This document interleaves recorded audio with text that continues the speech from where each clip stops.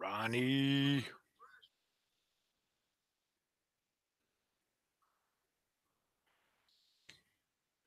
I'll send you the link, bro.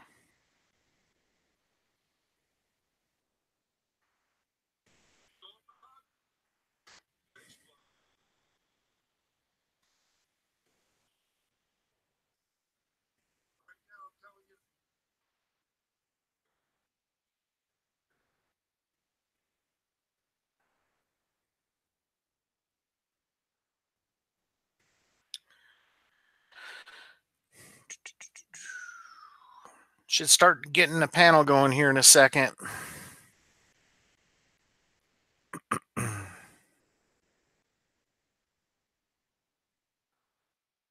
There's the drunken one. Brian Fisher is What in is the up? And You, there's man. the Yeah, that was fast. He wasn't playing. Right. I know he was. He's like, "Fuck, I want to talk to these guys."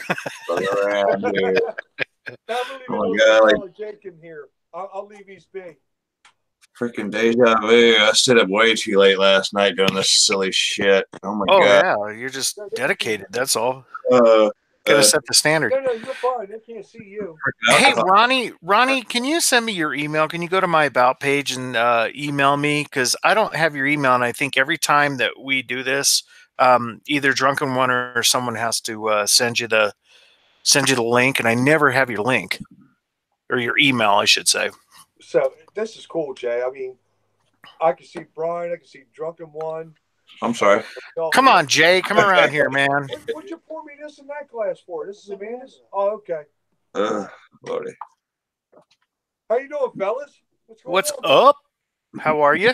I am just peachy, brother. Thank you for asking. Sweet. Huh? Just hanging out in the basement. No, this is YouTube, man. Talking to Silent J. Silent J. That's right. The man with no face. You always see the back of his jeans. Cheers, guys. Drinking a homebrew. Yeah. I just got the last one out of my damn keg. I'm going to have to switch over to the vodka. I put it out there. You go. I put it out there. I said, if his face on our live fucking Fridays, we got to send you beer mail. So now it's a contest. You know what I mean? So yeah, there you go. Yep. You can never see Silent J. He's like Batman, right? He is. He'll come around the camera when you shut the light off. Yeah. He works for the CIA and the SAS. Oh, shit. You should have a hell of a brewery. I know, right? Yeah. You should be buying you all kinds of stuff. Right. You know what? I've acquired all kinds of stuff. There you go. How about that? Very cool. All right, so Ronnie, email is not on your About page. I think it is. Let me go look real quick. Hold on. Drunken One, do you have his email by chance? Or you can just send him mine if you got it. Give me. You guys on JBL. Yeah, I need to get more organized here. I don't even have your chat up, to be honest. I hate it when that happens. I know, right? Yeah, I'm working off my old computer, and so things. Yeah, those are cool. I love this thing. Ronnie, if you go out, if you go to my page and go to About, in the details it says for business inquiries, it says view email address. Tell me if you don't see that. I know they've changed some. Is it cold out there? It is cold out there. What's up, John? John, I'll send you a link. Hold on, my friend. John and Nelly. Mr. John. Big Bad John. Hey, Thresh, how many people can you have on the station? 10. 10 people. John and Nelly. Oh, sorry. 10? That was on me. Big Bad John. Big Bad John. Wow, shit. My bad. It's all right. Send it your way, John. If you don't get it, let me know. All right. Did you actually hear him? He said, "What's up, fellas?" Cool. Howdy. Okay, pop out chat. That's why we call him Silent J, because you can't hear a fucking thing he says. Right. So, Tom, can you go to the About page, or my About page on my YouTube channel? See if it should say for business inquiries, view email address. I have it set up, so. All right, I got it sorted now. Woohoo! All right. What's up, Ray Ray? Not really old enough to. Hey, busy. No, he's not. Hey, you're sober tonight, drunken one. What's going on? He had a rough night last night. I stayed up all night and got my kid off to the bus this morning, and then went to sleep after I put him on the bus. So, yeah, I'm all my drunken bookings are gone. So I'm gonna try like hell to do it again tonight. What was it, last weekend? You were hammered out like a squeegeed out pagan shit, I think. Oh, yeah, I've been known to do that. Yeah, look, I've been known to do that. Cool. Ronnie, what's the status, man? Did you find it? What's the ETA? What's the ETA on the KP? So, yeah. John, what's up, brother? Cheers. Right in here. Cheers. What's going on? Happy Friday, everybody. Happy fucking Friday. Happy fucking Friday. Buy a shirt. Buy a shirt. That's right. Get it in your shirt. Promotion, baby. Promotion. I promote all my brothers. I do. All right. All right, Ron, I got it. Hold on. Let me save your info before I forget. Drinking a good one tonight. I got some good stuff today. I got a Speedway Stout. It's a 12% Imperial Stout with coffee added. It's good stuff. Wow. Definitely a sipper, not a chugger. Not a chugger. Yeah. Good. Not till later. Right? Great. Right. He gets maybe brave. an hour. 8%. Not a chugger. All right. Nice. On its way, Ronnie. All right, let me refresh some things. I'll be right back. Not a problem. Just make sure you wash your hands, because we know Craig didn't. Oh, damn. I don't have to. I can tell you my dick is cleaner than my hands. Oh. Must be pretty dirty. Hey, I gotta wash my hands before I touch my Peter. Ooh. The Army taught me well. Well, if you don't piss on your hands, you're in good shape. Well, yeah, you just don't, you just know how to do it right. All right. I'm sorry, Brian. I'm in such a good mood tonight, I can hardly stand myself. Yeah. You know why? Why? Because I've been off work since Thursday, and I don't have to go back to work until Tuesday. Awesome. That's cool. I know, right? That's nice. I'm happy as shit. I'm going to Gatlinburg, guys, next week. I'm excited. What are you going to do there? I'm just gonna party. Oh, Gatlinburg. I'm going with a few friends, and we're staying in this nice little cabin up on the mountain. This is the second year that I've gone, and it's really a lot of fun. We always check out a lot of breweries. They have some good distilleries up there. We went to the Old Smoky Distillery last year, and sounds awesome. And did a tasting, and we just got hammered and had a good time and walked around downtown Gatlinburg. If you guys have ever been to Gatlinburg, downtown Gatlinburg is beautiful. Cool. It's a lot of fun, so I'm excited. Annapolis Hamburg last night. We should have videoed that. You gotta get an Uber. An Uber. Yeah, I just thought, man, we got to start doing that, man. Start hitting like some of the breweries around here, local craft beer places and stuff like that. It's just like, yeah, we need an Uber. Of course. Yeah, he's right. You got to plan it out beforehand, and then make sure that you stick to it, because by the time the end of the night gets there, it's hard to either find public transportation or you're walking somewhere, Or we're calling the wives to come get us. Right. Yeah, my wife will say, "Screw you, sleep in the cold." That's right. How'd you get there? That's right. Yeah, my old lady say away drive. How'd you get there? Find your way back. Right. Your wife. We won't be calling Dawn. No, Dawn will kick you call Amanda. Your wife's like mine. Oh, my wife's she's as pretty as a fucking leopard, but just as mean. Oh, she exactly. She will eat you. Oh, a leopard. Say here, kitty, kitty. She bites your hand off. I thought you said leopard, like a leopard. Oh, a leopard. Like, damn, man, that's not a nice way to describe your wife. That's right. She has no nose or left pinky, but you know. Oh, CBP. Oh hell. Oh, here we go. My wife is silent but deadly, and not the fart. No. Oh, wow. Okay.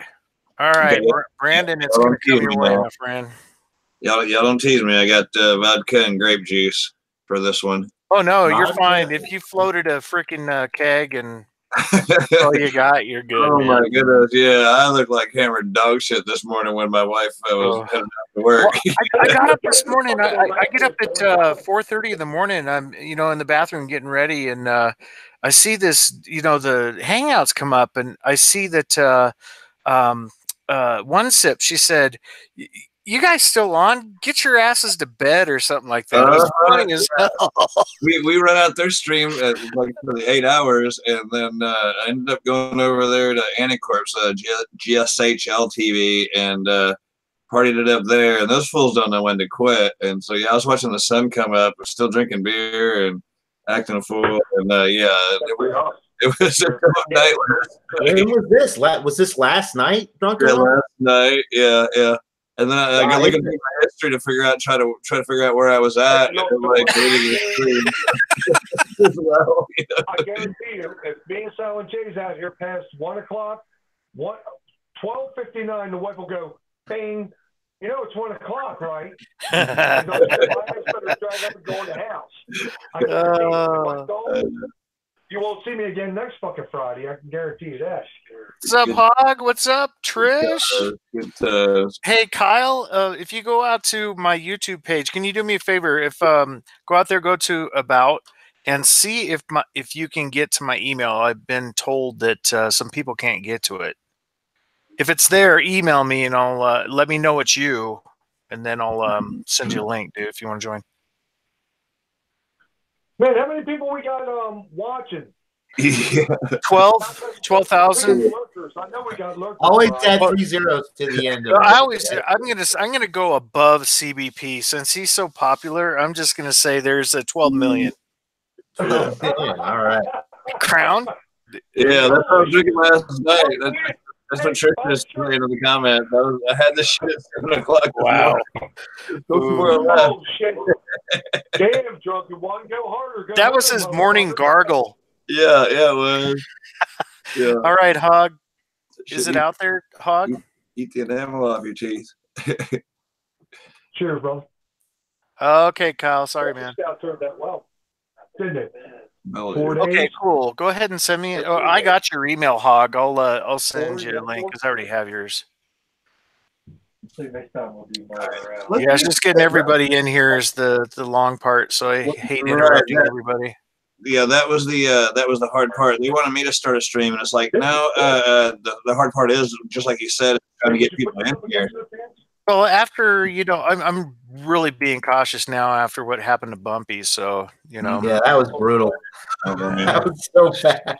I know. Poor bastard. That's all you need is to have your channel like completely smacked around like that. It sucks, dude. Yeah.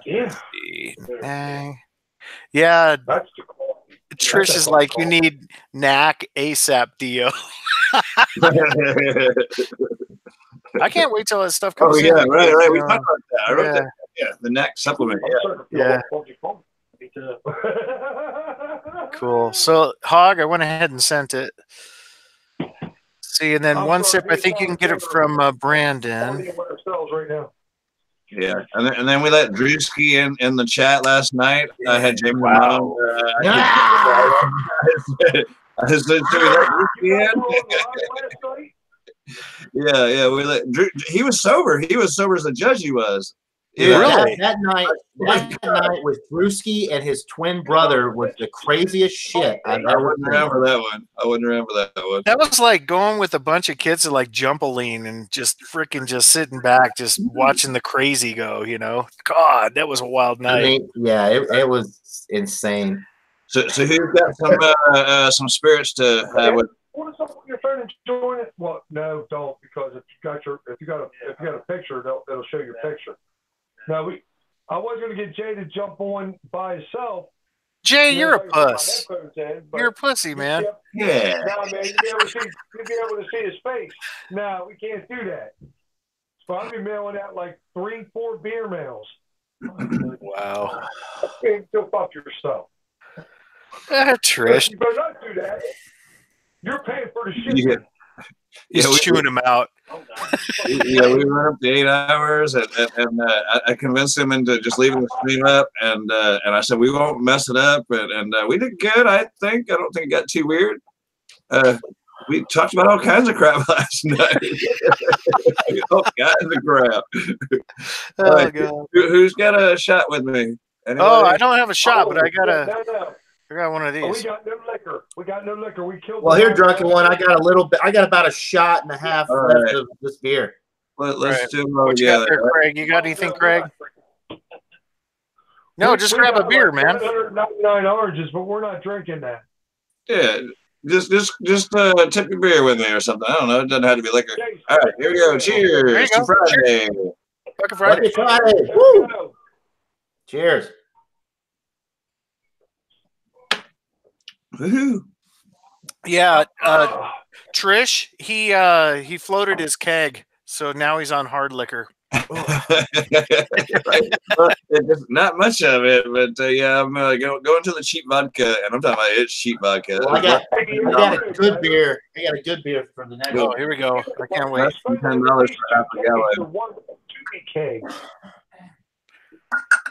I need to only have one keg. Oh, I can't believe I need to buy some more because I'm always I want to be able to let it set for a while in the keg, and I think I have 4 of them. And usually I'll do 10-gallon batches, so I got at least 2 for each brew. Excuse me. But yeah, I want to get more where I can just have them sit, you know, and get ready to go, you know. Well, my thing is that I just talked to a friend of mine that I've known for about 30 years, and he owns 2 liquor stores, and he has 2 caterators and an interest in a craft beer kind of bar thing going on. Yeah. I won't elaborate any further than that, so I'm going to need quite a few more. Yep. There you go. Yep. Maybe see who the fuck I am. Oh, you're on? I think so. Maybe. All right. Well, see if you can talk. I mean, you can talk, but nobody will see your face. Drunken one quick. Yeah, baby. Well, Jay's on there. Text something. See if they see you. See what you're talking about. Oh, are you on the chat? Oh shit! Come here! What? Come here! No. Come here! We're just like fuck you. Come here! Show your face. God, why? Because we love you. Just poke your head right now. Hey. She will be live. She will be live on fucking Friday next weekend to showcase the coconut pineapple wheat. Mm-hmm. Craig, she doesn't look as mean as you said. No, that's my wife's daughter. Oh. Love the purple. Love the purple. Yeah. Okay, so that's not your wife. I was about to say. Good. Yeah, I was gonna say, man, you robbed the cradle. And, Yeah. I wanted to say where the other guy's from, but Uh, there's a whole bunch of lurkers on here. You know what I mean? So we don't know. How many lurkers we got going on, Brian? we got 11 million. He said 11 million. I don't know whether I buy that, but you know what? I'll go with that. Yeah. We got 11 million watching right now. give or take a couple, you know. It's a bigger audience than Apollo 13 when they went up. People need to buy this shirt. Here. No. Yeah, we gotta worry about the shit that's going on right here before we start watching things that are happening in outer space. I mean, Right. Right. Exactly. That's right. I'm not brewing beer in outer space. I could care less. I don't know.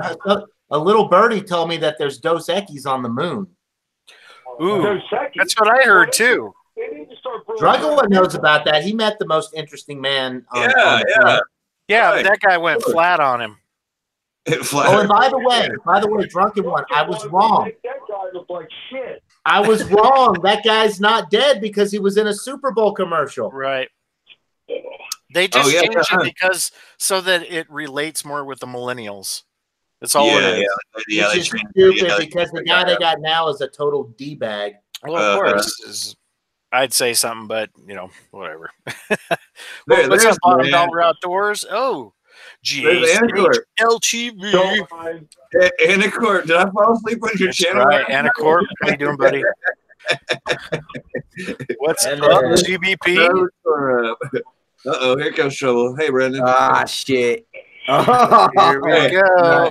I didn't ruin it for you. I didn't ruin it, did I? Did you watch any of that crap from last night? Listen, I'm not even good. I'm afraid to. I just watched the very end. I watched you fool. You guys are just going on and on and on. And then all of a sudden just shut your asses off. Boom. I'm like, what? Yeah, we ran up to 8 hours. You got your watch time last night. Hopefully you didn't lose any subs out of it. I could not. Bumpy's like, oh, I'm gonna get off in an hour. I go, okay, that's great. I get up at 2 o'clock in the morning. I check the computer's still going. I'm like, what the fuck? Wow. We were so shit-faced. Oh my god. You guys are animals. Hey, Anacorp, if you can go out to my YouTube and go to About, email me your email address. I'll get you on here, man. Yeah, we were drinking till 7 a.m. this morning. I got the kid on the bus and I went back to bed.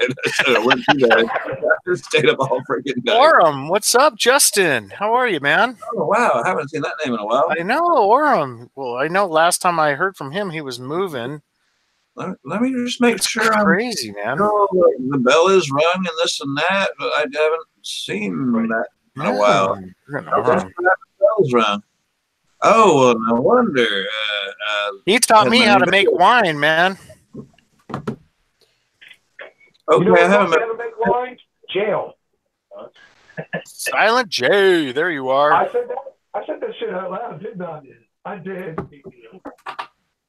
Right, that's why I haven't seen anything from him. He hadn't put up a video in 9 months. Yeah. All right, I was like, that's an old name. He's back, he says. So, Justin, if you wanna join the panel, man, you're more than welcome. If you go to my About page, and you should be able to get my email there. Go and email me and let me know it's you. Hi, Jimmy. How much sleep did you get last night, Drunken One? I did. I got the kid on the bus and I went to sleep then. So I went to bed at about 7:30-ish.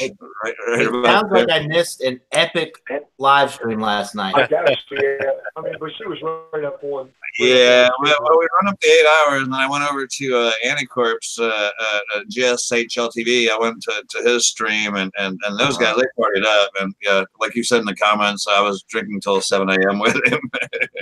I was watching the Crap Beer Pours live stream for a while, but I had to go to bed early. I had to get up at 5 this morning, so I was like, I probably shouldn't get on and start drinking. Right. I was just doing a quick stream. It was, too. And these guys were all like, I could tell everybody kind of wanted to keep going. So I'm like, who's going to do the after party? This one, he's got yeah. All right. I'll the just last after party. I trust you guys. Just don't let any trolls ruin my channel. The last after party that I did, Brandon, the CBP after party, Drunken One. Craig, you're noisy, man. Hey, Craig, tune it down, man. Jamie the Mom. I think maybe Thrash One. Anyway, I went to bed at like 2 o'clock in the morning, and that was pretty fucking early.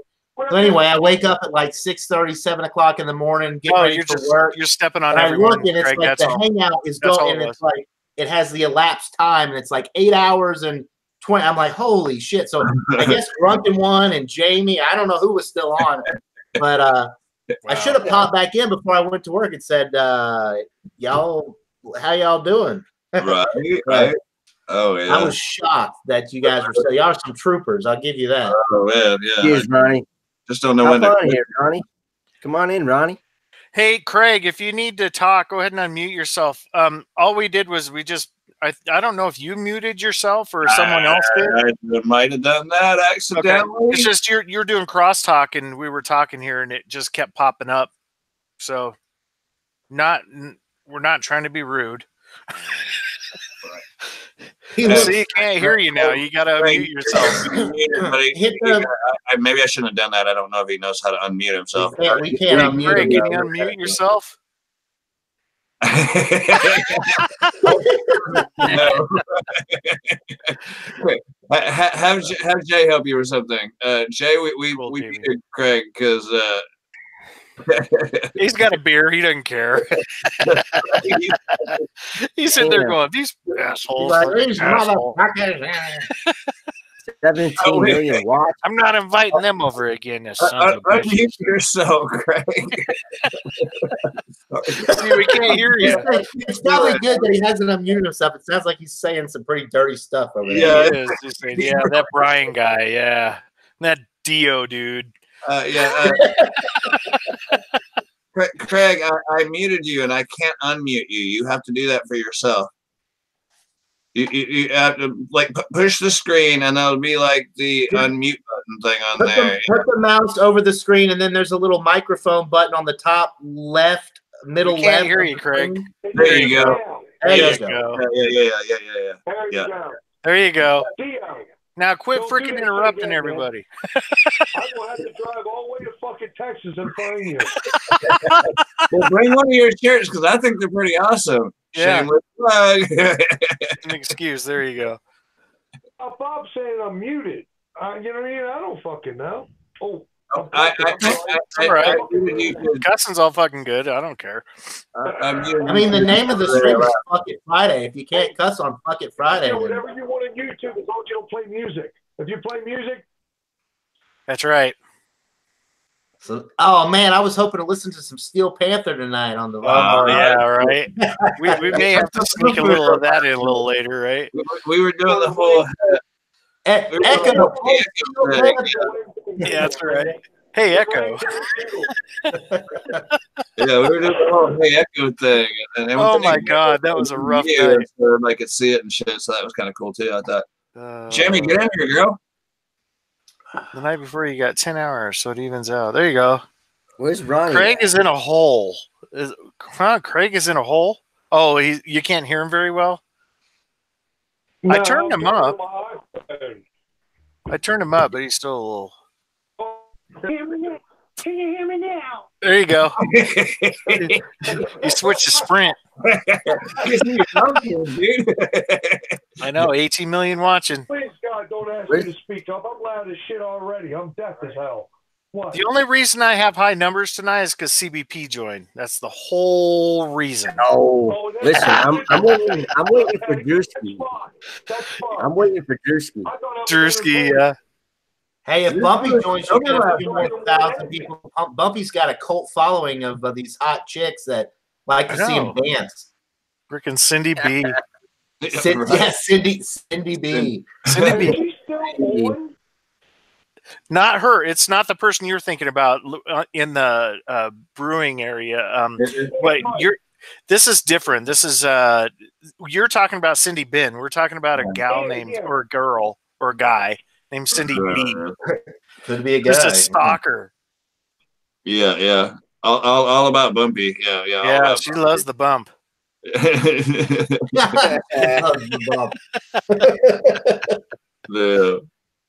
Or he, or like you said, whatever, right?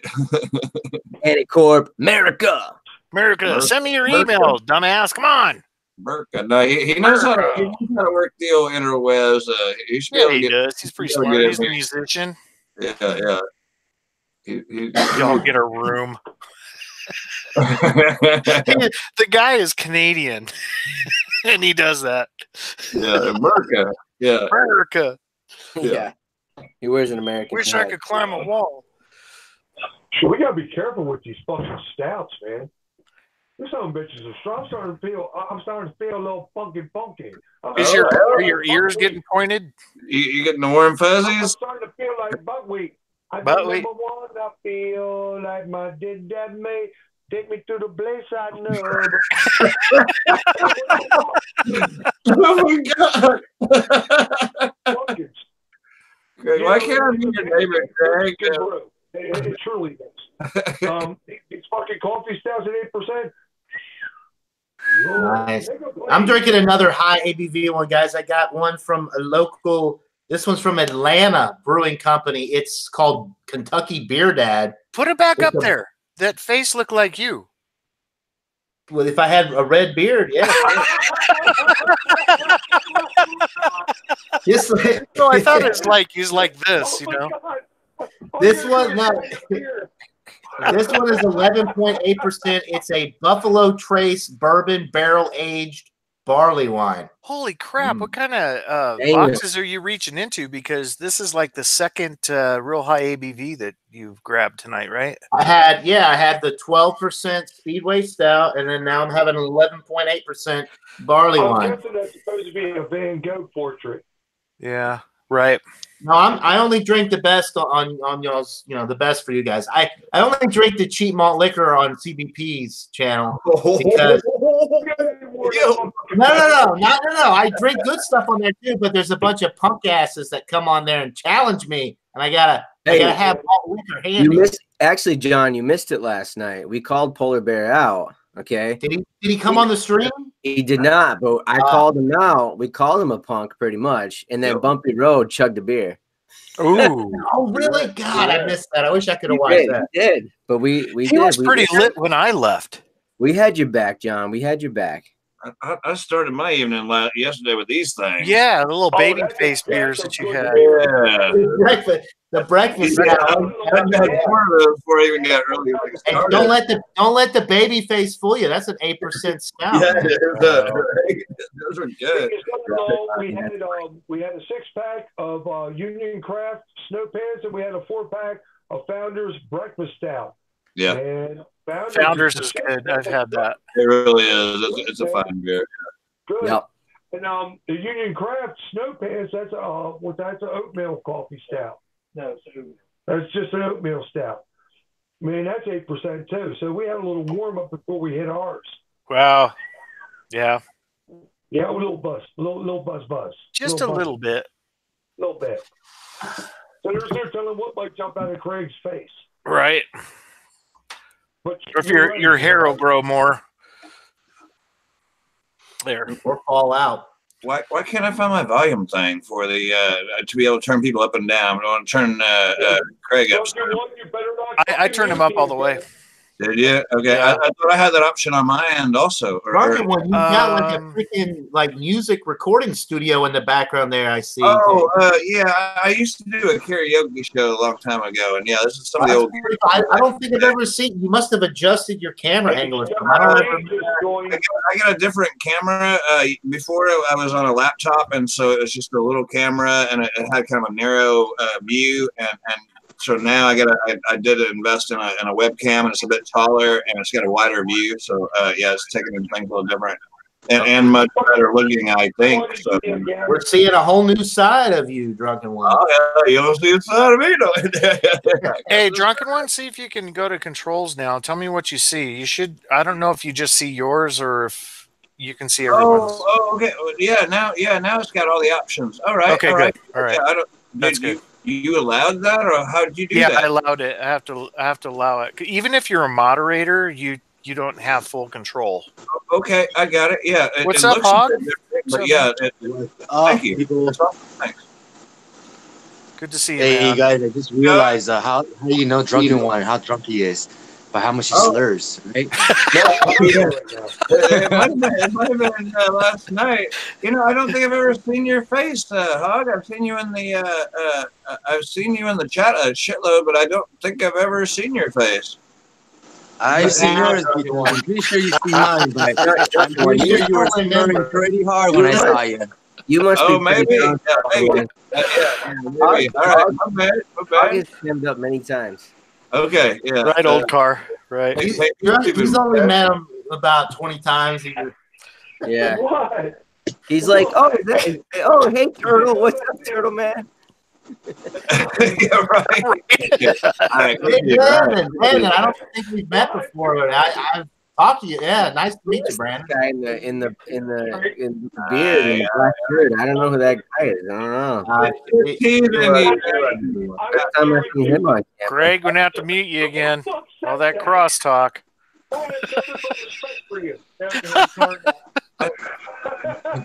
Oh hell. Yeah, we still can't hear Craig. There's something up with his. Yeah, Craig's. I think his microphone. I don't know. I think there's a domestic dispute going on in the background. Yeah, that's right. Gary Busey is awesome. That's right.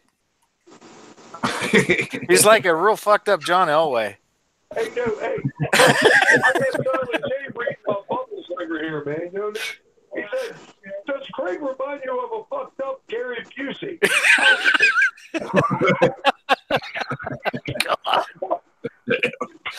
Oh, that's fucking hilarious. that's awesome. Fire shirt. All right, so Craig's wife is she's made shirts for him for his Get It In Ya and his channel, and they're selling. So Craig, if you want to put it in the chat where to go to get them, these guys might be up for it.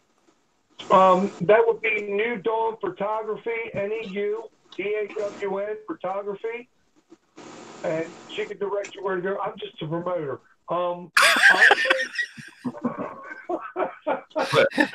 He's a promoter.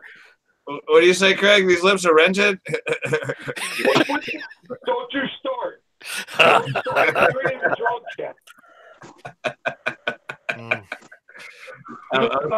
Hey guys, I have a question for you.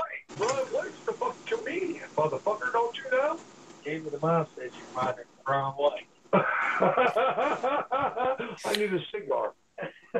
No, Silent J needs to come on camera. No, we can't do that, or I'll be mailing out 15 million beer mails. Oh, really? We're going to mail you a beer mail. Well, when you're with Thrash Metal Homebrew on a live channel, you know, a live feed like this, you get a get out of jail free card. It's like Monopoly. So, Jay, you're cool. Silent J ain't buying it. He said that don't count. There's only 16 million people watching. Come on. Right. That's it? I thought there was like 2 million people. Man, we gained a lot of people. So what I need to do is like CBP does 16,000. I need to do like I have like 160 watching. But by the way, Craig, I don't even know if Craig. Hold on. I don't even think Craig knows who I am. I'm Hey, CBP, Craig, by the way. do you know CBP? CVP? No. Yeah, craft beer pours. Yeah, he has no idea. I didn't think so. My thing is a different email, so it's coming up Brand because my name is Brandon. Okay. But I'm CBP. I'm in the chat with the yellow and green. Usually we're hanging out with Brandon and you know CBP and his wife Trish. So wonderful wife Trish. Yep. Cool. Awesome. Cool. I Yeah. don't get to act a fool like this when my wife's not around, but if my wife was around, it's a totally different person. Believe that. Right. Okay, so Hog, you were gonna say something earlier, and we just freaking stomped all over you. What were you gonna say? I was just gonna ask. So yesterday, it was a weird thing happened. I had a PBR, and I had a PBR one, and then I had a cider, a hard cider, and then I went from buzzed to past drunk and throwing up. Wow. I don't know how that happened, but I had a beer and a cider, and I went. Because the only thing that's different is that I'm off my psych meds for 2 weeks now, so I'm actually feeling the highs of getting high and smoking weed. And Did you feel fine when you just drank the PBR? Yeah, I drank. I think so, and then I felt fine when I just drank the cider. But for some reason yesterday, I had those two things, and it just took me over the top, and I was in the bathroom puking. Is there something in the cider that maybe could have caused your stomach upset? Who knows? Puking. Yeah, I don't know. Do you drink cider often? Is that something that No. you're? No, I don't drink cider often. It might have been It's bad nice to too. have, you know? Yeah, right. You might Yeah, get it could have been allergic bad. to it or something. Maybe. I mean, I don't know exactly, but yeah, there might be something in that cider that just doesn't work for you.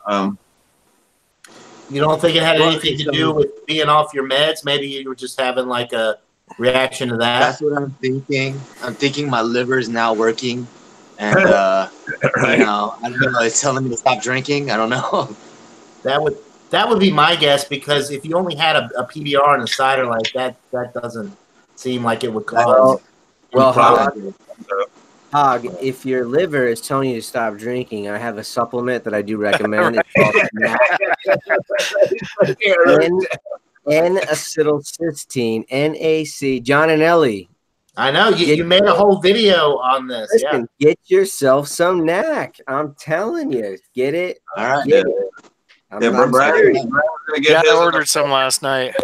Yeah, you're gonna get yours in a couple of days. You didn't place the order for me, did you?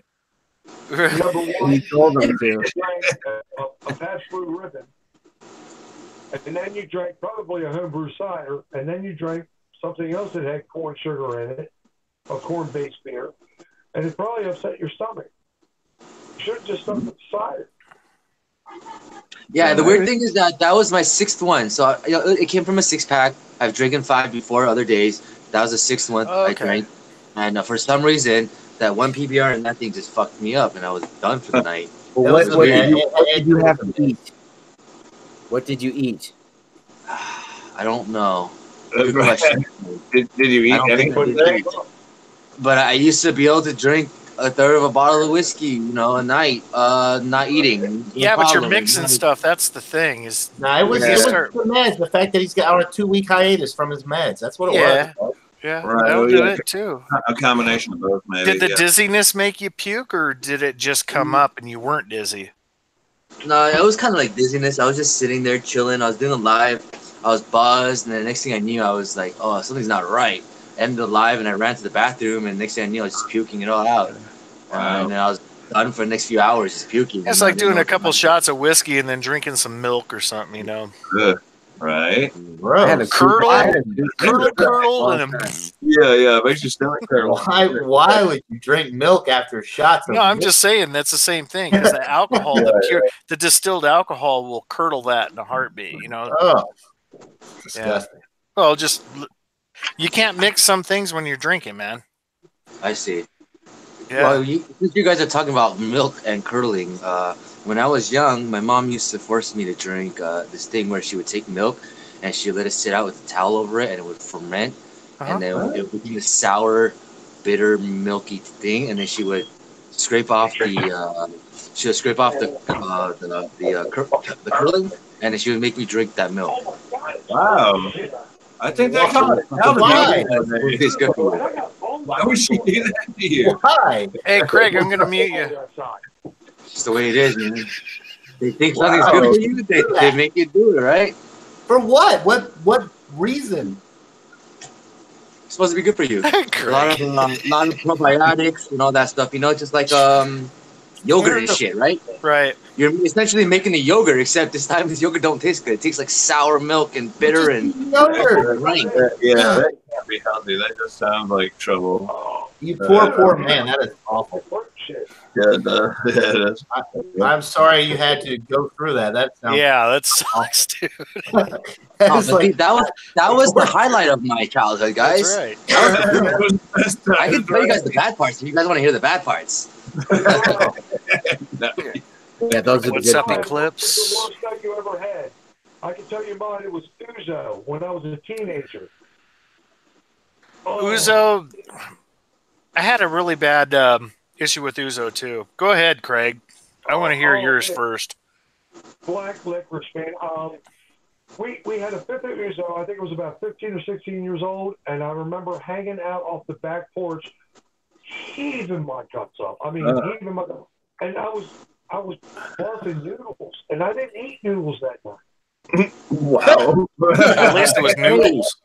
You just saved yourself from parasite, bro. You had parasites, and then you drank, and it fucking fell them. Never ever liked black licorice licorice, so I have no idea why I drank this. Wow. I despise black licorice. When I first went in the military, my first station was over in Germany, and in the area I was at in Ludwigsburg, they have all these little like posts. They're called casernas, and they're everywhere. They have different things on those posts. Like one will have like the medical people, and then where I was at was the intelligence people and a transportation unit and all this. Well, we were new. I was like an E2, I was a little private, and our team wanted us to walk over to another caserna called Krabenlock. And on the way over there for initiation, they had me and another guy that we just got done with airborne school. So we were just like freaking gung ho as hell. Right. And we're on our way over to Krabenlock, and they gave us each a 12-ounce pop can full of wild turkey, and we had to have it down before we got over to Krabenlock. And that was like three miles. As soon as we got to Krabenlock, we went across the street that's not on the post, and it was a Greek pub, and they lined up shots of ouzo, and it was the real ouzo. It had the opium and everything in it. And I'll tell you what, I've never passed out in my entire drinking life. That's the closest I've ever done. So, and I mean, oh my God, that stuff was. Can you explain it very, very quickly what exactly is ouzo? It's like whiskey and opium. Ouzo is like it's a hard liquor. It's a distilled liquor, and it tastes like black licorice. Yeah, and like yeah, to it. And it has opium in it. The real stuff does that you can get overseas. Wow. Yeah, but over here in the States. Sounds a lot like absinthe. I've had absinthe before. Yeah.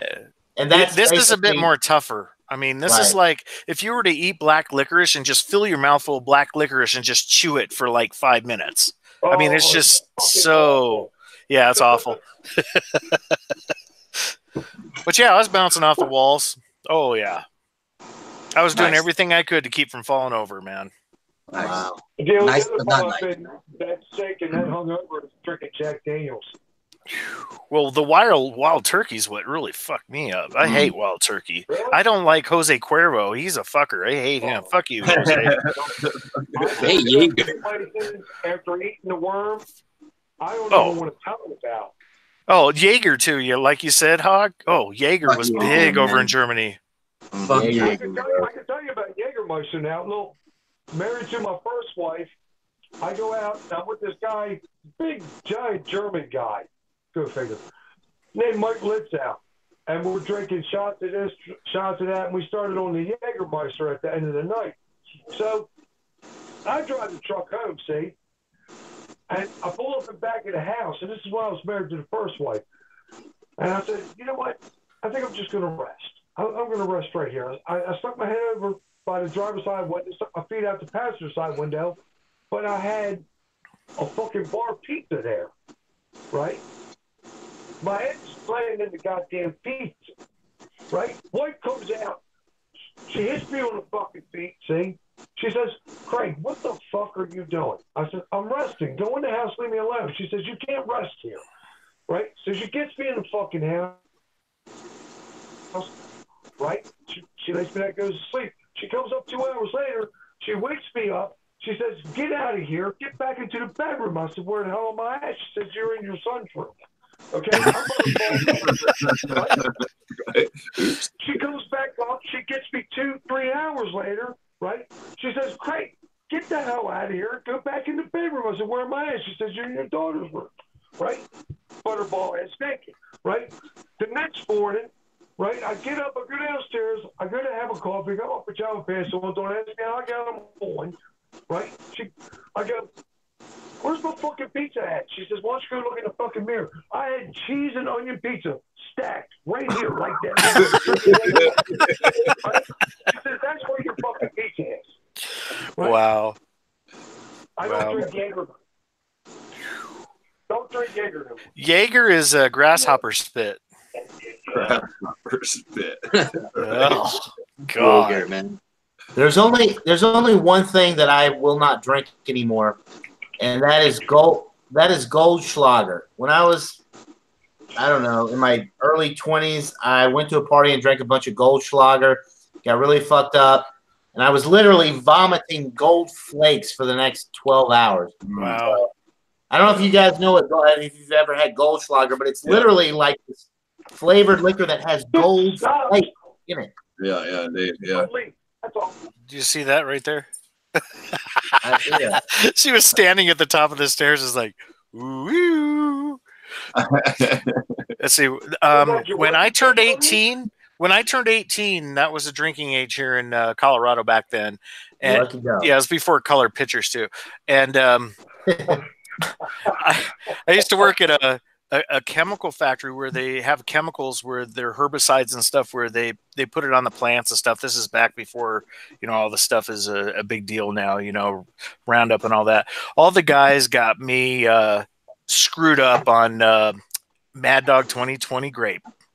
And I remember painting my toilet when I barfed that up purple. I mean, I painted the toilet purple. Yeah, buddy. That was I think that was another close time where I almost passed out. But I've never passed out. Never passed out. You guys never done the grain alcohol and fruit juice?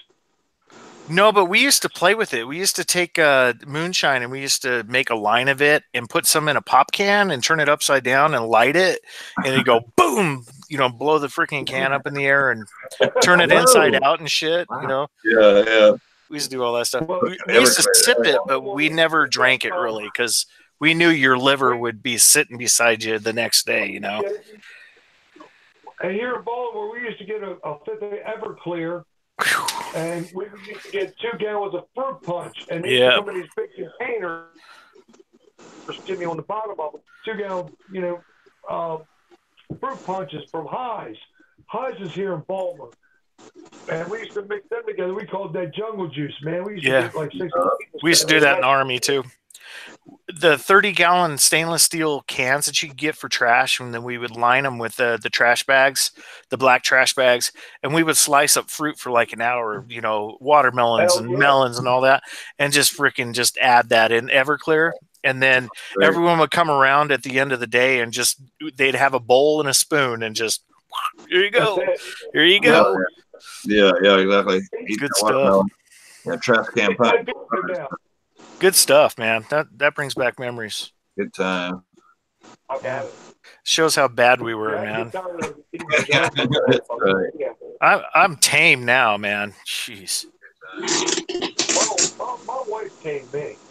Yeah. I think mine did too. My wife is a saint. Yeah. A tyrant, but she's a saint. I mean, if it wasn't for her, I'd probably be dead by now. Oh, okay. Trish pulled CBP away. That's okay. You got to do your family stuff, man. That's all good. That's right. I know you guys are trying to do stuff. Because my phone's dead. I went to go check the chat because I noticed that Brandon was gone. So yeah, it looks like Hog took off. He's probably got things to do. Cool. Hog just left. Yeah. Oh, there he goes. He came back. When we was on live, she was like, "It's 1 o'clock." I said, "Oh, bye, gotta go." Click. Yeah. Right. That's normal. The Bumpy stuff, right? How's it go? Where is Bumpy? Yeah, I don't know what Bumpy's doing. Does Bumpy ever join your stream, Slash? I can't remember. I think he did. Old car guy's taking off. He wants to say bye, Gary Busey.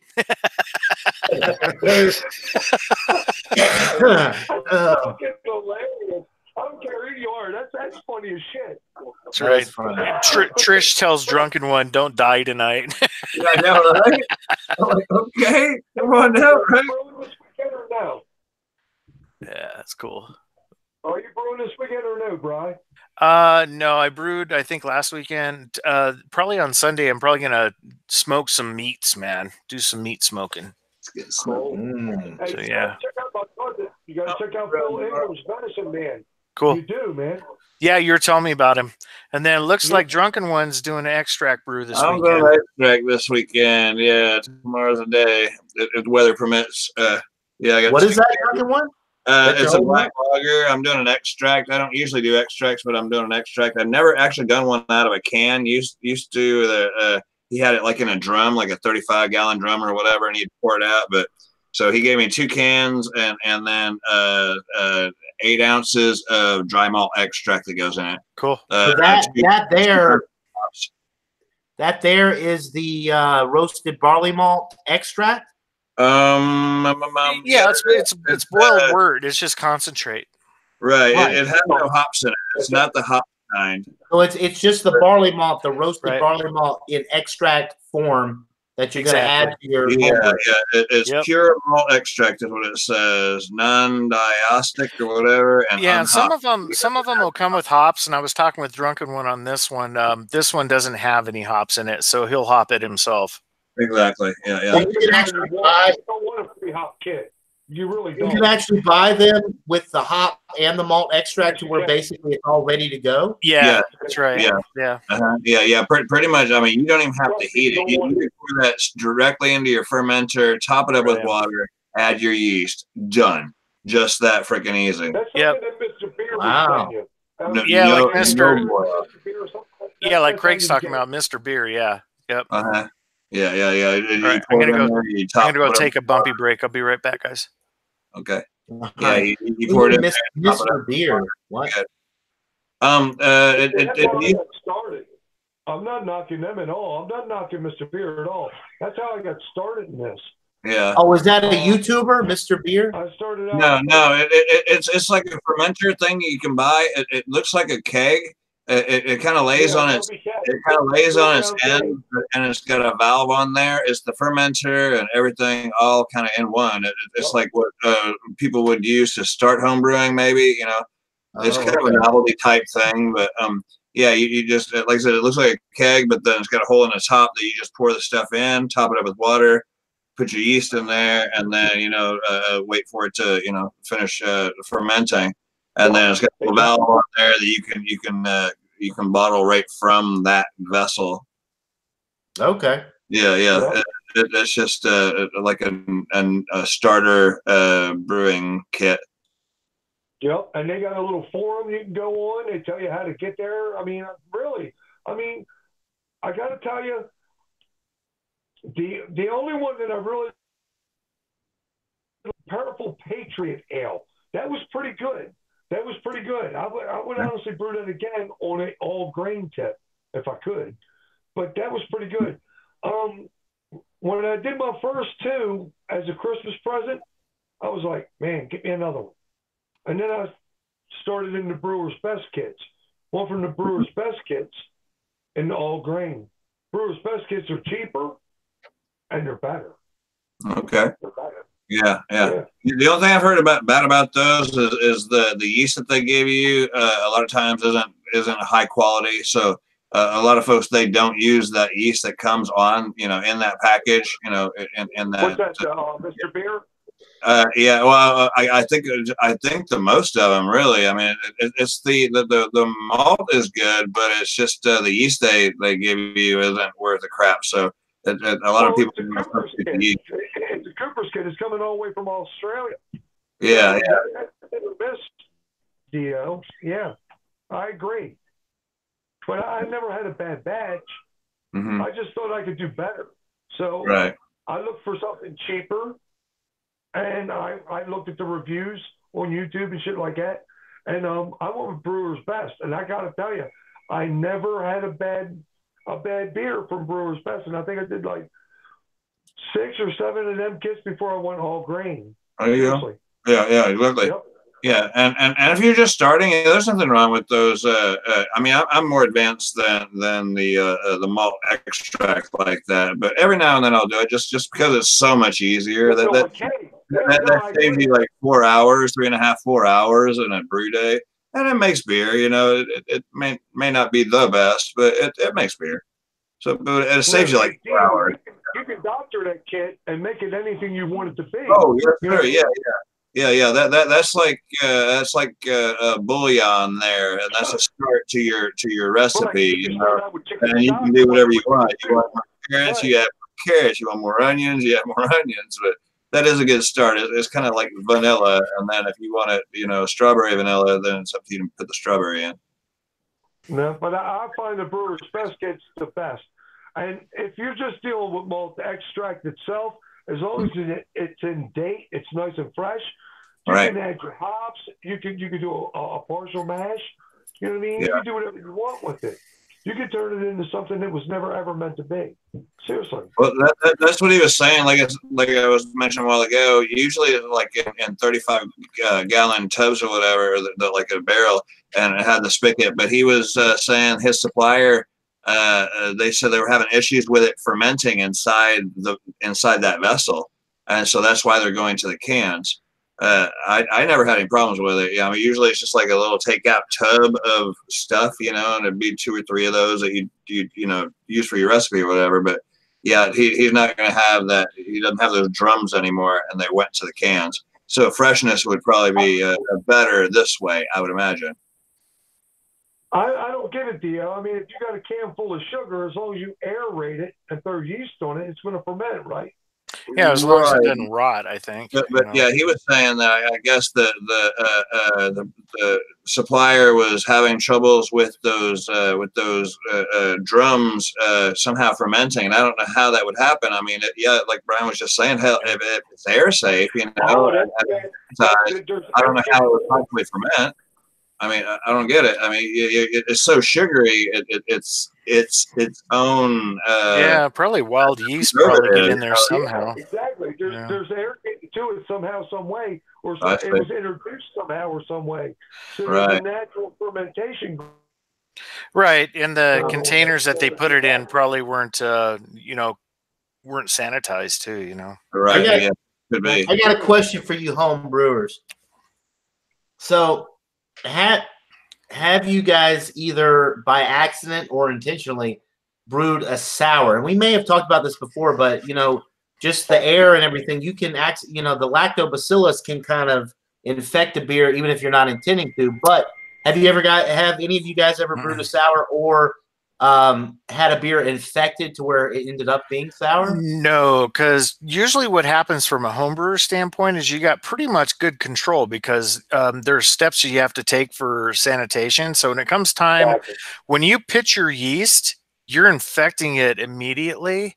Right. And you're doing the infection, you're controlling the infection. And usually when the yeast get going, it creates an environment in there where if there's anything hostile, it will take it over and any alcohol will kill off anything that's secondary in it. So I've never done an accidental sour.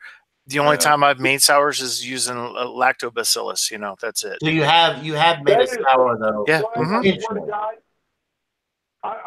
Everything you said, I would have said, but nowhere near as intelligible as you would have said. I've been doing it too long, I guess. He's quite articulate, isn't he? Yeah, he's quite articulate. Thrash is the man. He knows the shit. I watched the Brew Day. It's all my education. That's the education mofo right there. It's all up there. But after about a couple of 8% beers, that would have never come out. Yeah, well, after this, it'll probably be slurred. So don't ask again. That's cursive. Yes, sir. Yep. Dean Martin would have said that's fucking elegant. Yeah. Thank you. I'll be here all weekend. Golf clap. Yeah. All right. Golf clap. That's right. Yeah. All right, I think I can turn this stuff off. There we go. Yeah, very well put, Brian. Thank you, sir. Thank you very much. Cool. All right. Good. Now I can fill it up. There's my kegerator. See it? Woo. Hey, why'd you take down all the fancy graphics? Well, so you can see more of me or my basement. One of the two. Well, who said we wanted to see that?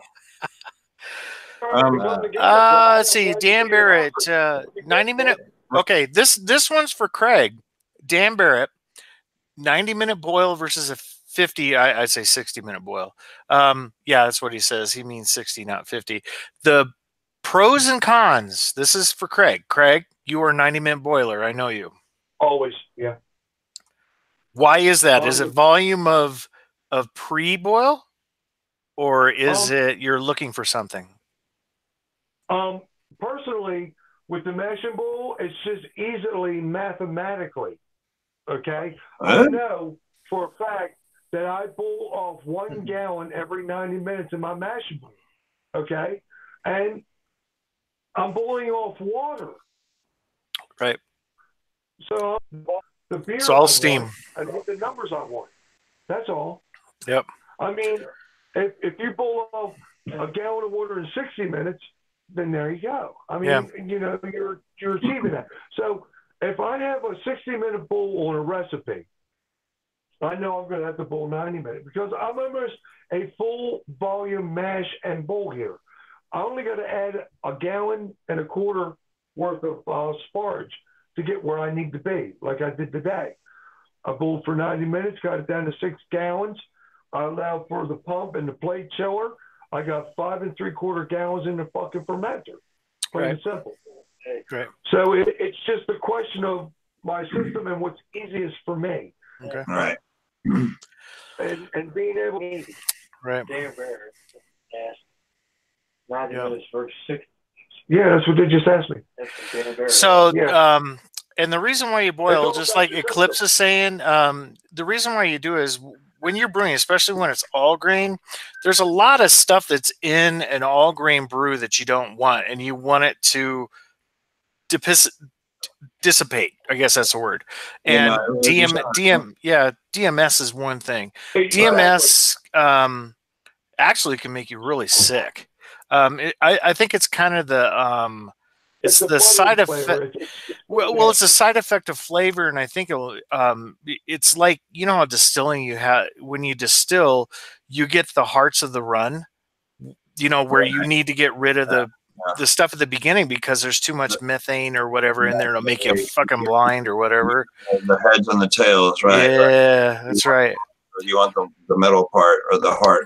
Right. So I always do a 60-minute because I have my system down where as soon as I'm done with my boil, like Craig does, he knows the system. He knows where he's at. If he fills it up to this height when he starts his 90-minute boil, he knows where it's going to be.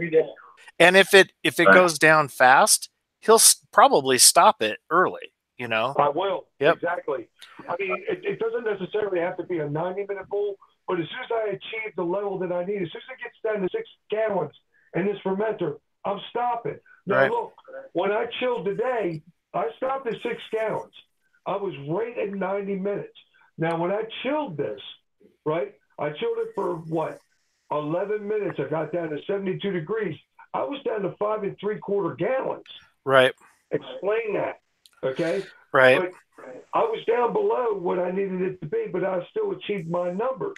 You understand what I'm saying? The thing is if you come out a little high on your gravity at the end, you can always add a little water, which doesn't hurt a damn thing. Right.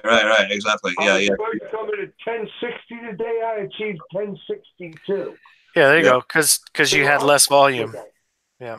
That's what it is.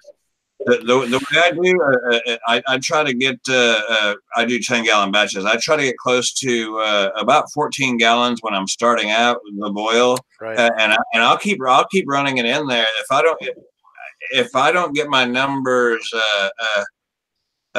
anyway, what I'm trying to say, I guess, is I'll keep checking the mash, and if there's still at least 10 coming out of that mash, the mash tun, and I don't have my volume, I'll keep running it, I'll keep running it until I get my volume. And I've actually got my volume and still had like 10, 14 or whatever coming out of the mash tun, and I got to waste it because I just don't have room for it. Right. So, John, when it comes to brewing, there's a lot of time involved.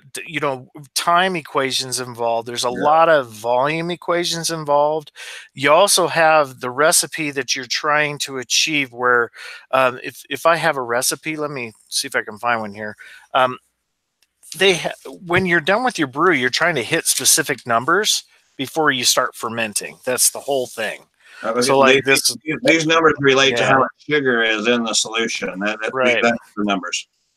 So up here, if you look, it tells you what you're looking for, your original gravity, your final gravity, what the IBUs is. I mean, there's everything that goes into the brew. So you're trying to hit those numbers. At the same time, you're fighting against the volume. Like I did a NEPA, I spent probably $60 on this beer, and I was low like half a gallon. I bought so many hops. They're not pissed you off too. What? Yeah. How do you know though if you're hitting those numbers? That's a lot. Like the OG, the IBUs, all that. Like, what kind of equipment do you need? I'll show you. You're constantly while it's brewing. I know. You got one handy? I got one within reach here. Yeah, I got. Yeah, right here. This is a hydrometer. Okay. Yep. Yes, sir. So this guy right here, when you do your brew, it's got a scale on it, and what this does is it measures the amount of sugars within the liquid. So when you first start off, you're going to have a boner sticking out of the cylinder, right? So as the yeasts eat the sugar becomes less and less, and then it goes down and down, and then you have a final number at the end of fermentation. You take those two numbers, and you can figure out what your alcohol by volume is. Exactly. Exactly. That's all it does. That's all this does. So that's for alcohol. Okay. What about your IBUs? IBUs, that's usually calculated by the type of alpha acids that you have for when you're putting the hops in at specific times of the boil. The longer you boil a hop, the more bitter it's going to be. So if you use a real high alpha acid at the beginning of the boil, when you stick them in. Yeah. Yep. Right. Exactly. Right. Yeah. The ones so that if go you want to. Yeah, go ahead, Drunken One. The ones that go in first are for bittering, and the ones that go in later are for flavoring and aroma. So it depends on, and it all has to do with math and such as to the alpha acids. Just like the potency, how bitter are they? And so they number ones. And if you don't do the hydrometer thing, you can do one of these guys. It's called a refractometer. Yep. This is what. See what he was just showing. You have to use a lot of solution. You have to use a lot of work to be able to take your sample. This you put like 3 drops on this little glass. You flip this over, and I don't know if you can see what I'm showing you here. Anyway, it's like it's a meter. It's a meter inside of there, and there'll be a blue line that shows on numbers or whatever, and it explains how much sugar's in there. The only bad thing about this is when it comes to the final reading, this doesn't work. It can work, but you have to do some math with it. Okay, but when you're brewing, this helps you out. This to let you know, am I on target? I use that for like an on-fly reading when I'm when you're doing the mash. Drops on that little glass. You can see it. Anyway, Craig, I'm freaking him out because I'm going to tell you what I was told when I started homebrewing. You can make this as simple as you want, or you can make this as complicated. Right. Exactly. Right. Yeah. Yeah. It doesn't have to be complicated. If it tastes good, then it's good beer. That's it. Yeah. Yeah. I don't nerd up too much with pH things and well, I do that here because the water here that is you get well water there, Drunken One, where I have city water, and the pH really makes a difference, and so does the salts, because the pH here when I start brewing is around 8, and that's horrible. You want to have the pH down to a 5.2. You want to have it a little acidic. Higher than 5.6. Yeah. Yeah, I'm looking up. I have well water here, so I don't have any chlorines or any kind of fluoride or whatever. We're on well water. John's like a deer in the headlights. No. I'm trying. No. I'm not. I understand a lot of what you guys are saying. I'm just trying. Okay, so it sounds like if I was to start home brewing, the best way to do it would be to buy the malt and hop extract, like combined, like in that jar, and then take just go buy hops separate. Just buy the extract. Okay, extract of both, and then do it that way. Yeah. But my question is not with the brewing so much. It's when the brewing is finished. How do you figure out everything? Okay, so the alcohol, I get that. You got your little alcohol meter, but the hops you're talking about, you add it depending on when you add it and the acid and all of this stuff. That's how you figure it out. So there's no like hop reader that you can put into your beer to determine what the IBUs are. Yes. No. Well, there is on the recipe. Right. Well, yeah. So basically, okay, you can physically measure the alcohol by the little meter, but the IBUs can only be measured based on the amount of hops that you're adding to the beer and when, how long they're being boiled or in the beer, and that's you all. calculate it that way. So that one's a little bit more mathematical. You actually have to calculate. It really gets really complicated too because there's so many different types of hops, and each hop has a different acid level. You know what I mean? So, yeah, you get like NEPA when you're doing a New England IPA and you're trying to make a juice bomb or something like that. A lot of the hops are done after the boil. If you use an expansion cast, and what it says on the package is different than what it might be. You know, I mean, it's kind of iffy. Yeah. You just play around. And then some of the IPAs, guys, and Brian, everybody knows this, but anyway, or most everybody, nevertheless, when it's done fermenting, then it gets more hops. It's like when it's done and you think the whole brewing thing is over, yes, you could put that in a bottle and call it done, but those really hoppy beers, they have what they call a dry hop. And so they actually, we put more hops in it after it's done. After it's done fermenting, you know. Yeah, I was going to do my actually. All these beers now are doing the dry hopping and everything to get more hop character. And from my understanding, at least with some of the beers that I've had that have been dry hop, when you do have a really good dry hop beer, you get a lot more hop character. Yeah. So, So hey, Charmed, I sent you the link, bud. And the ones that are like double dry hop, when you see that double dry hop, right? Like I had a beer the other day that was double dry. It was with hops after the boil, after the fermentation. If you put them in when you're fermenting, when it gases, when it works the bubbler, when it does its thing, it's gonna fart out all of your flavors. So you have to wait till it's done, like farting, and then you put it in there. You know, I'm trying to get kind of layman terms here, but you know. Yeah, well, it's what they call high Krausen, is what it is. It's most active. I'm sorry, I ran you over, bud. But what were you saying, Craig? I'm saying I can't on one hand how many times I dry hop the beer, and I got the ass beer. It depends on what kind of hops you use, right? And when you use it, you don't necessarily have to dry hop a beer to get an IPA. No, nope, you don't have to. Most of my IPAs are not dry hopped. Me personally, I'm kind of freaky because if I open up that fermenter after fermentation to dry hop something, I'm going, is that going to get infected? And 9 out of 10 it won't, because there's too much alcohol in it. Disinfectant, right? Yeah. There's too much alcohol in it. I'm kind of freaky about that.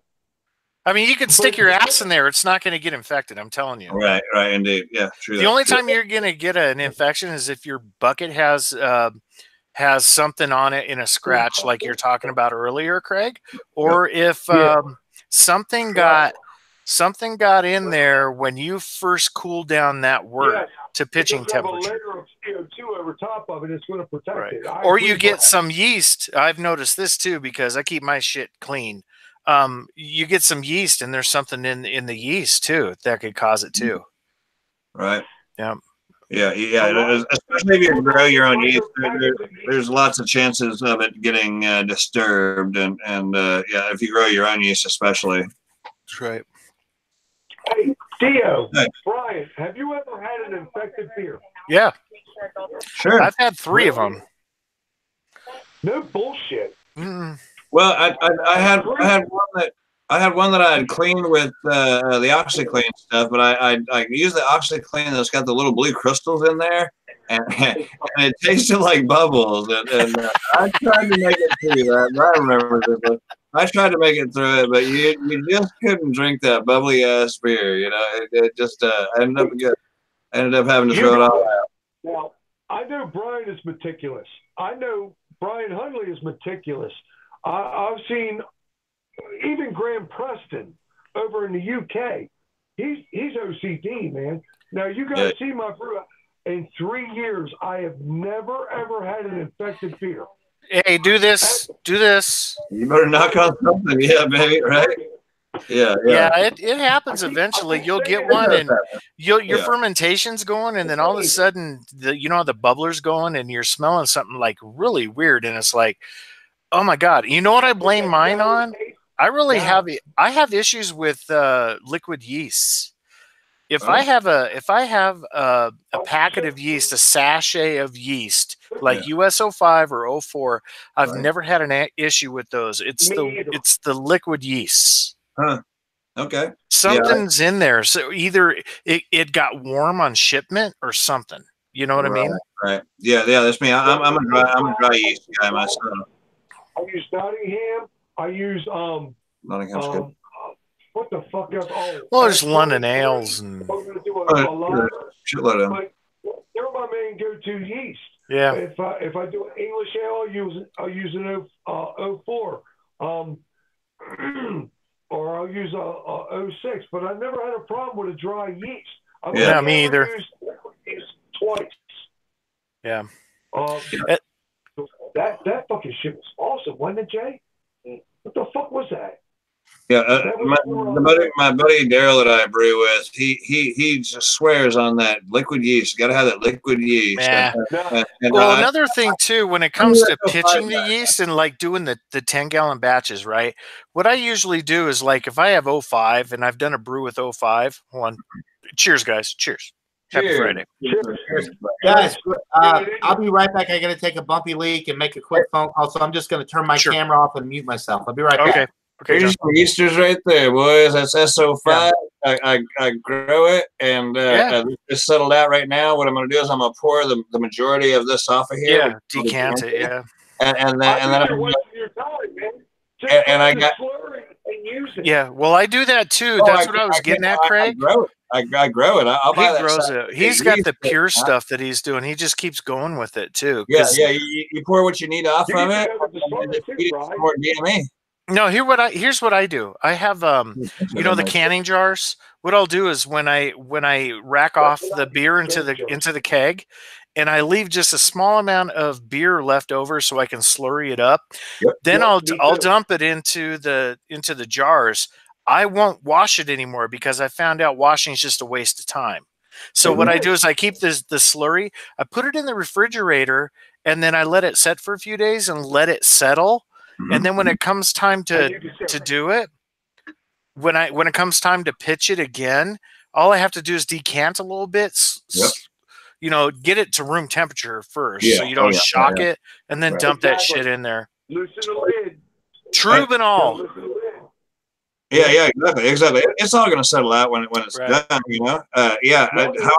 often do y'all do beer on beer, where you pulled up, either racked off to keg or to bottle or whatever, leave that last little slurry in there like you're talking about, and just pour your fresh, cool wort on top of that, and it'll take right off, man. It'll take right off because there's too many yeasters in there. That's really what's happening, Theo, I've taken a quart jar.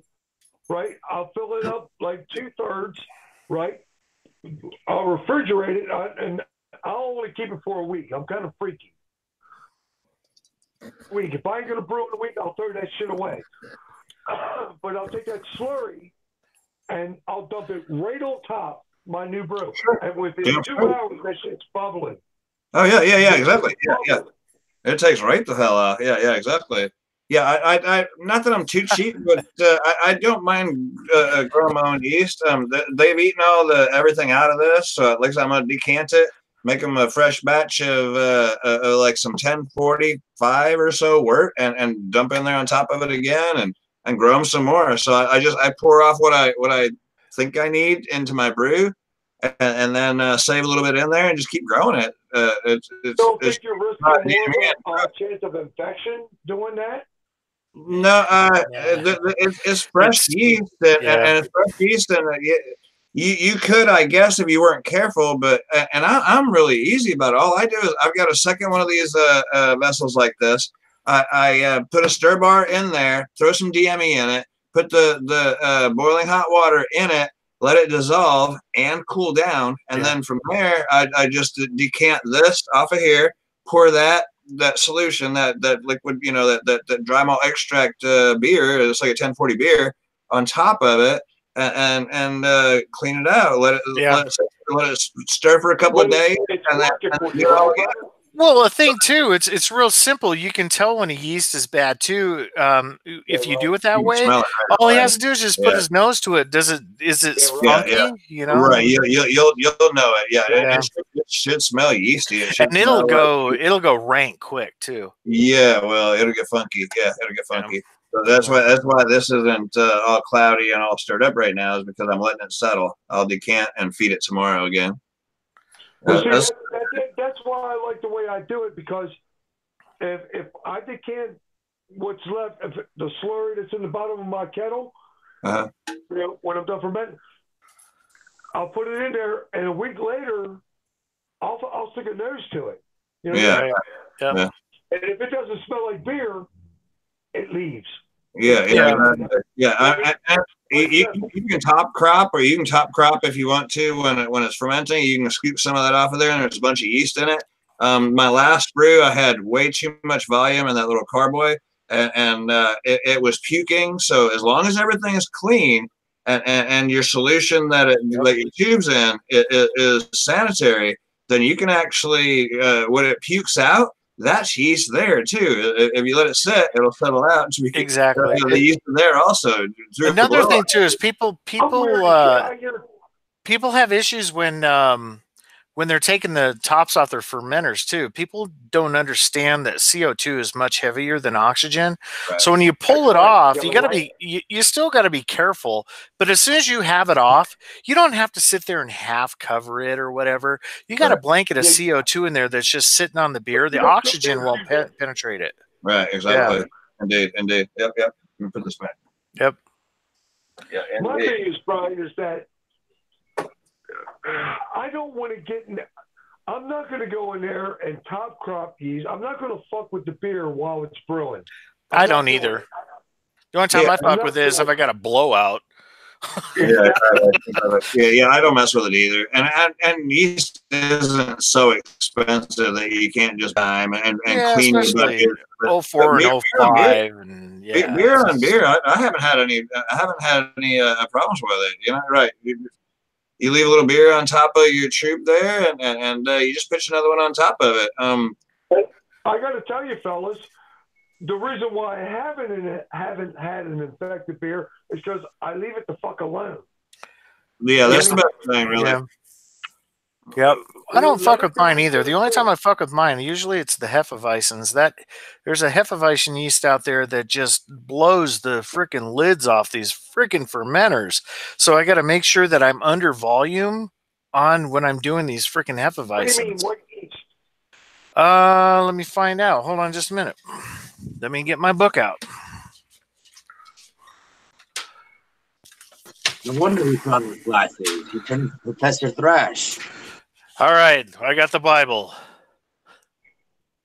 Is it the 06? No, I'll tell you here. Thanks, Hog. All right. Thus readeth from. Yeah, it's a wheat beer yeast one. Let me find it here. Every time I brew it, I gotta be very careful on the volume because it will blow. I love brewers that keep notes. I do. I kept notes when I first started, and I got to a point where I'm like, well, I got a few beers that I make, and if I start dicking with other things, I'll keep with the book. But you know, I got stuff that's got water, freaking, and beer marks and everything. Okay. Have you seen my book, Brian? Which one? Oh, yeah, your little your handwritten one. Yeah, that thing is cool. All right, this is the White Labs American Hefeweizen Ale yeast. It's the WLP 320. That's one I've used. That is a hella cat on fermentation. Let me see if I can find my. Yeah, well, that's when I first started off. Let me find what the other one is. Nottingham is a strong ass yeast. That shit, that guy if can you get spill it on stinky your, too. if you spill it on your chrome bumper, it'd eat the chrome off of this. Yeah, it would. God. It's a badass yeast. Let me look on Brugger. I have all my recipes out there. That shit will start a ferment in a couple hours. You know? Say what you want about Nottingham. The only thing that Nottingham does is rob a little bit of hop flavor out of your beer, but it's not as much to be negligible, so to speak. Nottingham is a beast. Yeah, it is. In some aspects, I prefer it over 05 because that shit ferments fast and quick. Yeah. It leaves a aftertaste too that yeast does. I've used it before. Yeah. You think so? Yeah, I think it does. I'm an SO5 guy. It's clean. It's the highest temperature. I don't have a firm fridge or whatever. It's like 77 in here a lot of times, somewhere along those lines. And I don't have any firm fridge that I'm using right now. And it hangs out here in this room with me. Matter of fact, it's right over here. At like 62 degrees, and you would swear to God that was a freaking lager. Nottingham is a very versatile yeast. It just robs hop flavor. You got to pay attention to what temperatures you use it as. If you use it like 66 to 67, you're going to get an ale, but it's going to rob you, and you might have a flavor in there. Yep. Now, the 05, the Chico strain, man, that shit is just versatile. I mean, everybody uses 05. You can do just about anything you want with it. That's my red ale over there. That's my red ale over there. But the yeast you really need to pay attention to if you're going to do a lager, man, is the S23. Yeah, I love that yeast. That yeast is awesome. It is. I mean, it is a awesome lager yeast, and you can brew at ale fermentation temperatures. You really can, and it's clean. I mean, granted, it's not a 3470, but it is just a clean lager yeast, and you get all the taste from it. I mean, if you brew it, if I use a 3470, I would have to stay in between 50 and 55 degrees, and I would have to bump my temperatures up maybe after 18 days to let's say 65 degrees, so 10 degrees over a few days. And then after you settle, bring it back down and cold crash it. You know what I mean? With the S23, you don't have to do that. You can do it at 60, 62 degrees. You can set your temperature up on your keezer to like 70. Bam. That's just right, man. 2-3 days, bring it back down, cold crash it, done. Right. 2 weeks, you got a lager in the keg. Seriously. Okay, so we got the White Labs Hefeweizen for ale. It's WLP 380. I harvest this thing every time I use it, and this is a monstrous yeast. I'm telling you. But this is the lemon lime Hefe that I do is phenomenal. Excellent. Oh, man, put your glasses back on, Craig. Hey, put your glasses back on, Craig. Yeah, Craig. How about put your glasses back on? Now you check it out. So, Dio, you were showing your beers, man. Show us what's going on. If you want to fast forward, I swear by Nottingham, it's a beast of a yeast. It really is. That's a red ale over there. Can she sort of kind of pass things? I can't move my camera so much more, but and you see the way the krausen is. It should be shiny and clean and stuff, but I had to do the blow off too for the first few days. I think it's done. I haven't seen the airlock moving in a while. It's still got positive pressure because it's. I wait till mine settles even. Exactly. Yeah, exactly. So that's where we're at with that. And then I got extra carboys and stuff up there. And then Jamie, the mom, she wanted me to do because we got to talk about brewing, and what it takes to actually make alcohol. And so she had me do this one. It was it's 2 gallons of water, 4 pounds of sugar, and yeast. That's it. Yeah. And I've got it. It's a little lower. I don't think my camera can see down there anyway. But yeah, so I did that, and it's pretty much like a sugar wine or whatever. I'll probably end up doing something put like some this freaking Kool-Aid or something in there, you know? Like cranberry juice, Kool-Aid, Yeah, or hell yeah. something like that in there, just to give it some flavor. But yeah, because when it ferments out, it doesn't matter if you add whatever to it. I mean, exactly, yeah. I need to get a sample and find out what ABV it is. I know it started at like a 1075. I don't know where it's at now. Oh yeah. But it can get to the point if you make it too sugary that it acts as a preservative, and the yeast won't even try. They won't even try to work on it until you dilute it down enough to where they can work on it. Exactly. Yeah. That's why they do like peaches and pears and heavy syrup because it's preservative. I'll tell you what. Have you dealt with Orm Wines? Have you dealt with Justin? Have you talked with him at all, Drunken One? No, I haven't. Justin at Orm Wines. He has like 15 wines going at once. He makes them from concentrate. He makes them from the fruits, everything, and it's really cool watching him do his stuff. Yeah. He's very meticulous when he does it too. No, and then Tim's brews. Tim does some real simple things, you know, simple brews, wines and stuff. So, yeah. I mean, just the way I was showing here, as a home brewer, you could pour you a big glass out of there, and then fill it back up with a couple of cups of sugar. Put an airlock on top of it, a little yeast, airlock on top of it, and you can brew in this same exact container. You know, you can make your own big wine in this exact container. Oh yeah, I think I got one of my first videos is doing a real simple wine, doing it in the freaking container. What I did, instead of putting an airlock on it, I just kept the top loose on it. Yep. Yeah, you can put a condom over there with a little hole in it. I've actually got a couple of tops like this that's fit for an airlock. It's got a grommet, a rubber grommet in there. I've always wanted to make my wife a mead, and man, it's just like that's like a lot of discipline. And my wife, she's not a very patient woman. And, you know, it takes at least 6 months to a year to get a good mead, you know? And if I fed her something that was subpar, so to speak, it would be my ass.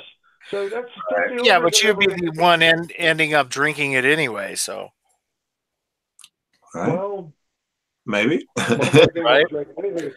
See, when it comes to meads and the meads, man, that's a lot of money going into honey, dude. I'm telling you. I know, right? Right, yeah. And get the right honey and the type of honey, because you want a sweet mead or you want a...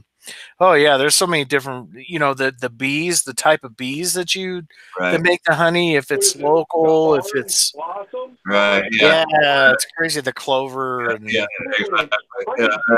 If you have interest in that, look up Canadian Sasquatch. Yeah, he's really good. He's literally written books about making mead. Yeah, he's really good at it. He's really good at it. I'm going to spend 15, 20, 35 hours for a pound of orange blossom honey, and I need 15 pounds of honey to make 5 gallons of mead. Start saving now. No, it gets diluted down, though. It does get diluted down, as best I know. So you're not actually using just pure honey. I mean, think about it. You're diluting it, of course. You dilute it down quite a bit, but it's expensive. That's the reason I hadn't done it. Yeah, me too. Because it is expensive. Yeah. I'll do the concentrate wines. I've done the box wines before, but the concentrate wines, I like doing it because they're. I've not had a bad wine. I mean, at all. This one that I've made the last time is more or less for Trish for one sip. It turned into a Moscato, which is freaking cool as hell. It's like a dessert wine. Nice. And it's like 15%. Wow. What is that Jewish wine? Man, my wife loves that Jewish wine. It comes in the blue bottle. Yeah, I know what you're talking about. I can't remember the name of it. She has a bottle of that in the refrigerator. Oh my God! You know what it's called? What's it called? Cheese nuts. Bitch, fuck you. It's a Jewish name. He said these nuts. The bar mitzvah wine. Bar mitzvah wine. It's 13. I forget what it's called. It might be a Moscato. I mean, I'm not sure what it is, but the wife absolutely loves that. That's her second best wine besides mead. Yeah. Man, she just don't have the patience for me to, and I don't. Well, what you do is you start some, and then you make her something else, and while the mead's going, you got other stuff that you're pipelining to her. Pineapple. We're doing that. The coconut pineapple. Here you go. Yeah. Yeah. So, Yeah. I'll do some reds, and my wife loves the reds, but this last one I'm doing a white. But wines take a long time to do. They do. So, because they got to clarify, they got to go through all that stuff. So, Hog left. Hey, dude. Shit stuff. Dude, love you, man. Thanks. Who's leaving us now? Oh, that's Hog. He's not a brewer, so I think he had to go eat. So we probably bored him to death with all of our brewing crap. Oh, goodness, fascinating. Well, usually what happens is, like, on CBP's channel, we'll start talking homebrew, and then all of a sudden it'll go left field, and he'll correct everything because his channel it's not about homebrewing. It's it's craft beer pours. It's talking about beer and stuff. But if you start getting too much into the homebrewing side, it straightens right back up, and we start talking about people pissing and pooping and farting and whatever. You know. They all love. So he's a reviewer, so to speak. Yeah, but he's one of the better ones, I think. Craft beer he's turned into a really good friend. Him and his wife. I mean, it's awesome. Brandon and Trish are awesome. They're out of Boston. I think now this is between me and you and Dio. I think the true craft beer is between us homebrewers. I mean, we get a basic format from what we taste out in the field from people who are, I don't know, what you want to call microbreweries or stuff like that, local homebrewers and stuff like that. And we get a basic format from that. Maybe. And then we pick up on that and we kind of turn that into something else. I think we make better beers, Brian. I do too. And here's the thing is, like, as you're going right now, I hate to cut you off, but right now I got at least 3 beers that are going to be sent to Brandon and Trish. Trish can't drink because she's pregnant, but Brandon can go through. But getting their lips around what we do and the taste buds and the smells and senses that we go through to make what we're making, I think it's a huge eye opener for those that do the beer tastings. No, I agree 100%. I mean, as opposed to freshness and the way beers are supposed to taste. I mean, say me and you adhere to a certain recipe, and then people taste that. Yeah. And they go, you've heard it 1,000 times, Brian, and I've heard it a couple times in the last 3 years because you've been brewing a lot longer than me. I already know this. But it's like, man, did you brew this? Yeah. Well, man, this is great. I said, well, that's the way beer's supposed to taste. You know what I mean? It's fresh with no preservatives. It's not put in a freaking bottle and stored in a freaking warehouse, Usually homebrew, like a keg, will be drank within 2 to 3 weeks. Exactly. Mm-hmm. Or if you put enough hops in it, it'll last 6 months. Then you can send it to India. You're right. It's history, right? I mean, look, when I first started doing home brewing, I started researching this and that and everything else. And I got to tell you, Brian, I never was a big fan of IPAs. I just don't enjoy them pine notes and the grapefruit notes. I just don't get the. I mean, I know why they did it, to preserve the beer to ship it overseas. Because hops is a natural preservative. I get it, but nowadays I don't get why they want a hop flavored beer. See, when it comes to hop bombs and stuff like that, I turn away from them. But I remember a time when you didn't like stouts, and you tried your stout, and look at you now. That's true, but you know why, Brian? Because I never had a fucking stout. Yeah, now you had it. Look at what you're brewing. Look at what you're drinking tonight. I know, right? I know it's kind of cool because it's kind of like a coffee fix, but it's beer. You know. It is. It is. Yeah. It tastes like beer. It tastes And like a dark beer. Well, what's Like cool coffee, about no stouts too is that as you're drinking it, usually a stout's made to be sipped. So as you're drinking it, from the time it's cold until it starts warming up, you go through a big old freaking rainbow of the different It does. flavor profiles, which is cool as hell. dark fruits and chocolate and malts, and all of a Right. sudden you hit the coffee on the back end, man. It's awesome. No, really, I was never a stout fan because I never had stout. I remember you never had. No, you got to try them. I remember before you had the stouts, and now look at you go. You've had enough of them because Jay won't let you brew anything but stouts. See, Dan, he's saying, haven't noticed that Bud commercials are attacking crap brewers. Yeah. Budweiser, Anheuser-Busch, they're trying to take out the crap brewing. They're trying to sell their own crap brews. They're trying to take the market. Who? Anheuser-Busch and all that crap. AB InBev. Oh, fuck that. Yeah, AB InBev. Them rice and corn brewing bastards. How dare they, right? Yeah, they can't make a beer like us. There's no way, man, because we're unique in our brewing. There's no way. There's no way. We make it cheaper. They want to take craft beer and do what they do with Budweiser, Bud Light, Coors Light. They want to do all that crap, and they want to make 1 million gallons a day of the same shit. You know, Brian, you see it playing. They want to monopolize it. They want to turn it into some nasty ass swill and call it craft beer.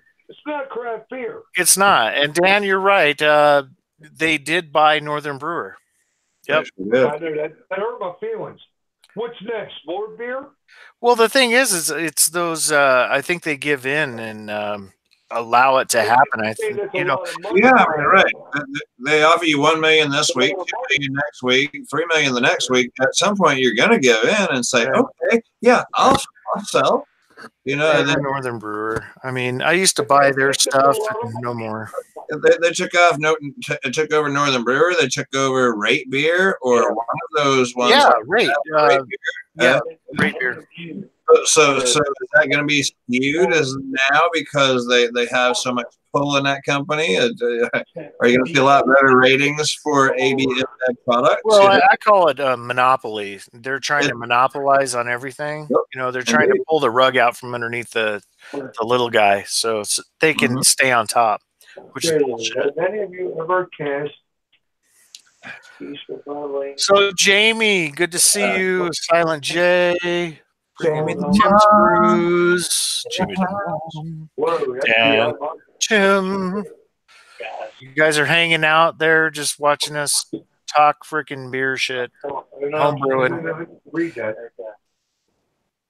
I have a question, Brian. Yes, sir. It comes from Tom Beersley. He says, have any of you ever cast a yeast for bottling? I don't know. It's written kind of strange. I have a 12% heavy. I was told I may need to use a cask for yeast for carbon emissions. A cask? Does that make sense to you? No. No. I think Tom is there any way you can get clarification on that? Okay. I'm going to try. Okay. No, he put up the comment 2 minutes ago at 9. Well, 9. Hold on, I see right here. Have you ever used a cask? Hold on. You ever used a cask? Yeah. Hold on, Craig. I have a 12% wee heavy. I was told I may need to use the cask yeast for carbon. I don't know where that came from. No, I never. Anything like that. Yeah, I've never heard of anything. No, for carbon emissions. I don't even know what that means, but I've Yeah, never exactly. heard of anything like I that. said he's drunker than me, you, and Silent J. Yeah, there you go. Maybe. Come on. You need to drink more from that cask. Maybe Right? you'll get more carbon emissions. Yeah. That I've never heard anything like that. Yep. Never heard of that either. Hey, your mic sounds good there, Brian. Don't mean to be like blowing rainbows up your ass or whatever, but your mic sounds really good. Oh, Sincerely, it sounds good. Thank you, sir. Thank you. Yes, sir. Just wait till I fart. Hey, It'll be in fucking 3D. Right. Nice. Trick questions. Yeah, that was a trick question. I don't know what that's about. I'll tell you what, I've had wee heavies and stuff, man. They're kind of in competition with those freaking oh god, what are those? Barley wine. Yeah, the barley wines. Yeah. I did a barley wine once. Yeah, it was like a 10, almost 11%, almost 11%. It was like 10 gallons worth of grains for a 5-gallon batch. Yeah, it's made for an expensive brew. Man, it was strong. Holy shit! I had an epiphany. Oh, you better clean it up. Yeah, right. I just want to tell you, I love you guys, and it's not 2:00. Wow. All right. Oh, he's on the East Coast. Wow, when did you start drinking? It's only 9:30 here. You know, when did you start drinking? What's up, John? How you doing? Welcome back. Hey, yeah, sorry I had to leave. My dad had a minor surgery the other day, so I was talking to him and we got carried away. Awesome. No, that's good. Is he doing well? Oh yeah, he's fine. He just had like trigger finger, and they basically went in and kind of released the tendon so he could move his hand again. Oh, he's shooting people. Yeah. Right? Now he can get back to his job as a CIA. Damn, I keep shooting people. Shit, what the fuck? Pile of dead bodies over here. Right. I actually, now that I came back and I forgot to grab another beer, I got to get another one of my beers. Go get a beer. You're killing me. Grab two because you need to grab one. That's right. Hey, Brian, can I ask you a question? Yeah. On a personal note, was your dad Army? My dad wasn't. My grandfather was one of the original Merrill's Marauders that went in on Get the fuck out of here. Omaha Beach. Yeah. Yep. And I found out after he died. I found out after he died that he was a private. There's all kinds of crap out there on these old unit pages that I found out about him. But I have cousins that have served. My grandfather served. My father didn't serve. He was too skinny. My brother served. I have nephews. I have 4 nephews that have served. I have 2 sons that have served. Awesome. Yeah. Salute to every one of them. Yeah. Hell yeah, man. Yeah, we're a military family. Yeah. My wife is a military. Let me run this by you. My grandfather was born in 1900. My great uncle and my other great uncle, which is my grandfather's brothers, they went down to volunteer for World War One. Yeah, right? That's crazy. My grandfather that he needed to eat a barrel of wheat and then come back. They said, "Well, if you don't take my brother, you can't take us." Right? They took him. They did. Yeah. Back then, they could cheat all over shit, man. Oh, yeah, they could. My Uncle Fritz invented an underwater light for the Navy. Oh, cool. That they used up until 1980. That's cool, though. And then, I know, right? My father was in Korea. Not to mention my Uncle Lou, he was in World War II. I don't know exactly where he was, but my father was in Korea, and he was in the 7th Division. He was the only division that pulled a bayonet charge in Korea. Yeah, those were few and far between after the freaking, around the revolution, Yeah. I said, Dad, were you ever at the Chosin Reservoir? He said, son, I swam in that motherfucker. That's what he told me. And he was in the Army. Yeah. So he Yep. was in the Marines. They didn't chase him out of there, but my father was up in there. So Yeah, that's cool. It was cool And, finding out stuff about your family after the fact. And it's like, you know, he's a very conservative person, and he was highly decorated. I mean, he was getting medals up to like into the 1980s for stuff that happened in World War II. So I know, right? yeah, this unit, it's all unit stuff. It was cool. So yeah, I mean, they done shit that me and you would flinch. I mean, seriously. yeah, yep. My father was he was in communications. They would let him run the Yeah. It was a pole line, is the way he put it. They would let him run wire in, but they wouldn't let him come back out. He told me a story one time, Brian. He says, I run that wire in, he says, and all of a sudden it went dead. Hey. They told me, he says, son. What's up, John? Hold on, Craig. What's up, John? Turtle Man was can he join? Do you have his email? He was interested in joining. Hey, Yeah, bring him in. Hey, Turtle Man, go to my about, and you should be able to get my email. Go ahead and email me. I love that guy. Yeah, Turtle's cool. Turtle Man said we're trash. Well, go ahead, Craig. He does that. I'm used to it. It's like going to India. You know, they call you Brain instead of Brian. All right. Brain.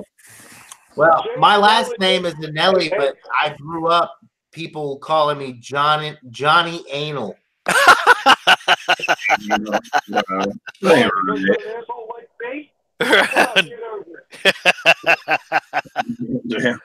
Silent Jay just told me that this Johnny Turtle, what did you say, Jay? Turtle Man. Yeah, Turtle Man. Turtle Man called us trash.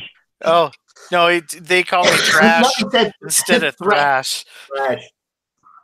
Turtle Man's like no. Turtle Man loves everyone. Turtle's cool as hell. Good. That guy's a chugging fool. Him and John. There you go. So guys, I just poured another one of these. This is no, you're not going to chug tonight, John. I'm not going to let you. We'll have to make this R-rated. Right. You'll start growing hair, man. You don't want that. Did you you get that like? You get that, I do.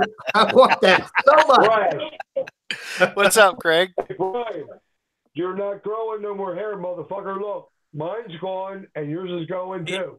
Well, you know, I was in the military, so I have a different type of hair loss. You have, I have retreating hair loss. That's what it is. I lost all mine. You know, I went to the doctor, and they told me that I literally had the testosterone level of a bull, and you know, so my hair is flat because I'm such a badass. You have this perfectly round head. You do. It's like you are meant to be bald. I mean, really, it's like your hair migrated right here, and it's like second. Yeah. I can imagine John being different than that. Yeah, right. I can't grow a beard, man. Here, you know, I can do a good goatee and all that, but I can't grow facial hair. I got baby face. German. If you're German, Thrash, you're never going to grow nothing but patches on your face. Like yeah. Well, what's funny is my kids, they can do that little freaking thing right here, you know, like John's got. It's like, really? You show off. You're just showing off because you know I can't do it. No, shut up. You're showing off with that head on top of your head. Hey, John. What about earlobes, John? Tell us about earlobes. I'm going to have to go here. I'm not going to look. That ain't right. That's awesome. Yeah. John's got a weird thing about earlobes being attached to your neck or not being attached. It freaks me out. And people that have piercings, God, I don't know how they do. I don't know. It's weird. John's not an earlobe guy. All right, so I'm behind here. I just saw Jamie post. I tried to help. I want to know. Do you grow like sticker bushes in your ears that you just can't get out? I'm not there yet. I do have like one wild hair that comes off. One of them anyway. Yeah, it's just like one long wild hair, and I gotta pluck it every now and then. I think God gave me like 3 that I can like braid every month. You know. Yeah, right. I was like, what the hell's up with that? Pink. I think I emailed Turtle the link. Cool. That's fine. Okay. So you. Okay. I got it, Turtle. I'll get it. I'm gonna. I can't. I was trying to just get rid of his comment. Turtle, take your comment down. Nobody needs to know your email unless you don't mind. Whatever. I'm removing it. Yeah, it'll be fine. We don't have any weirdos on the chat tonight. No, there's no telling how many people are lurking that could be troublesome. No, we have be really. Hold on, Turtle. Give me a minute.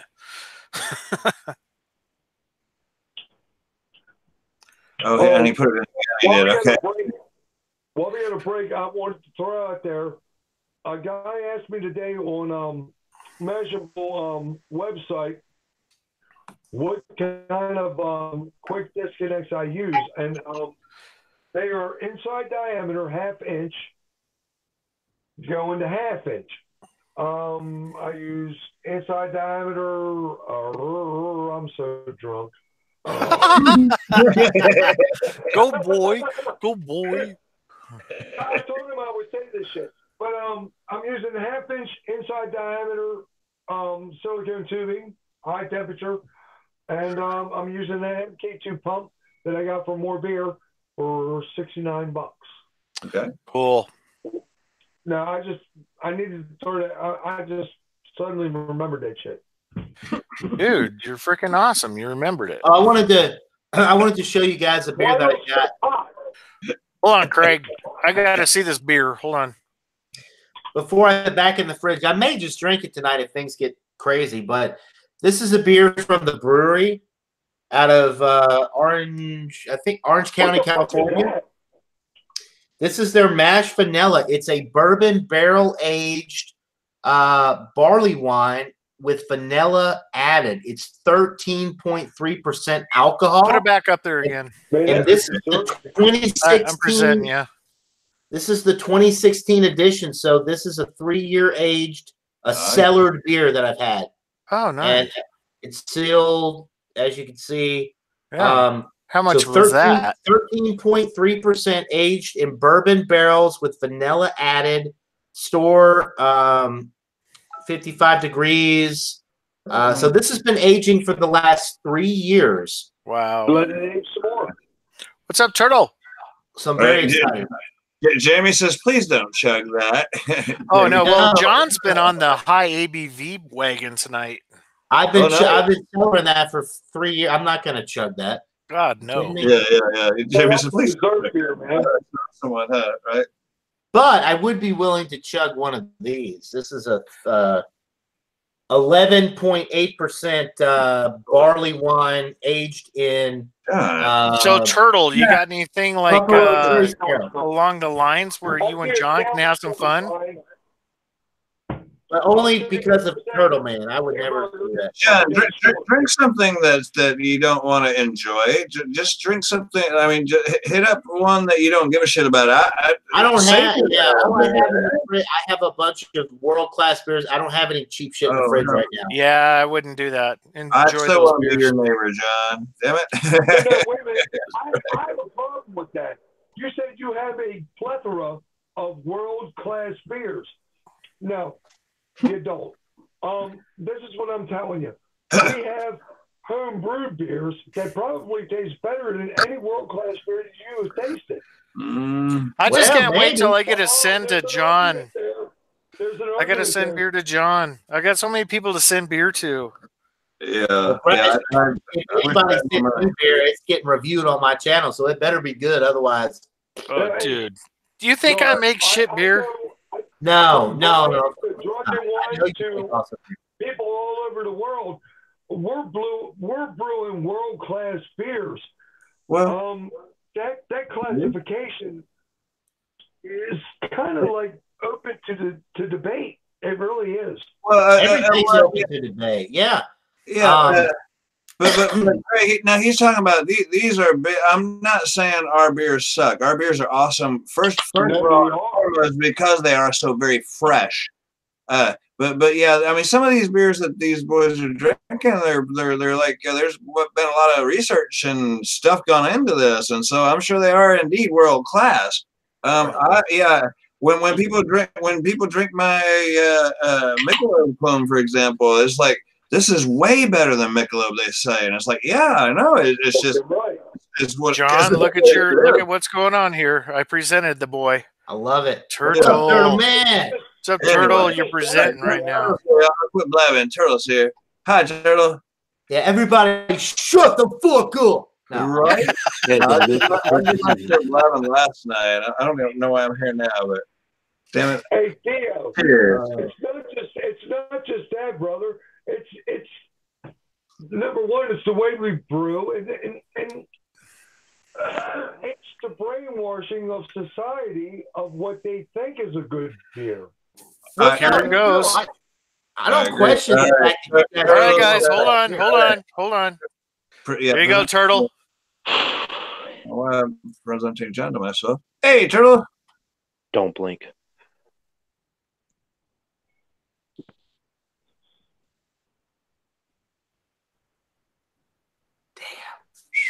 Ouch.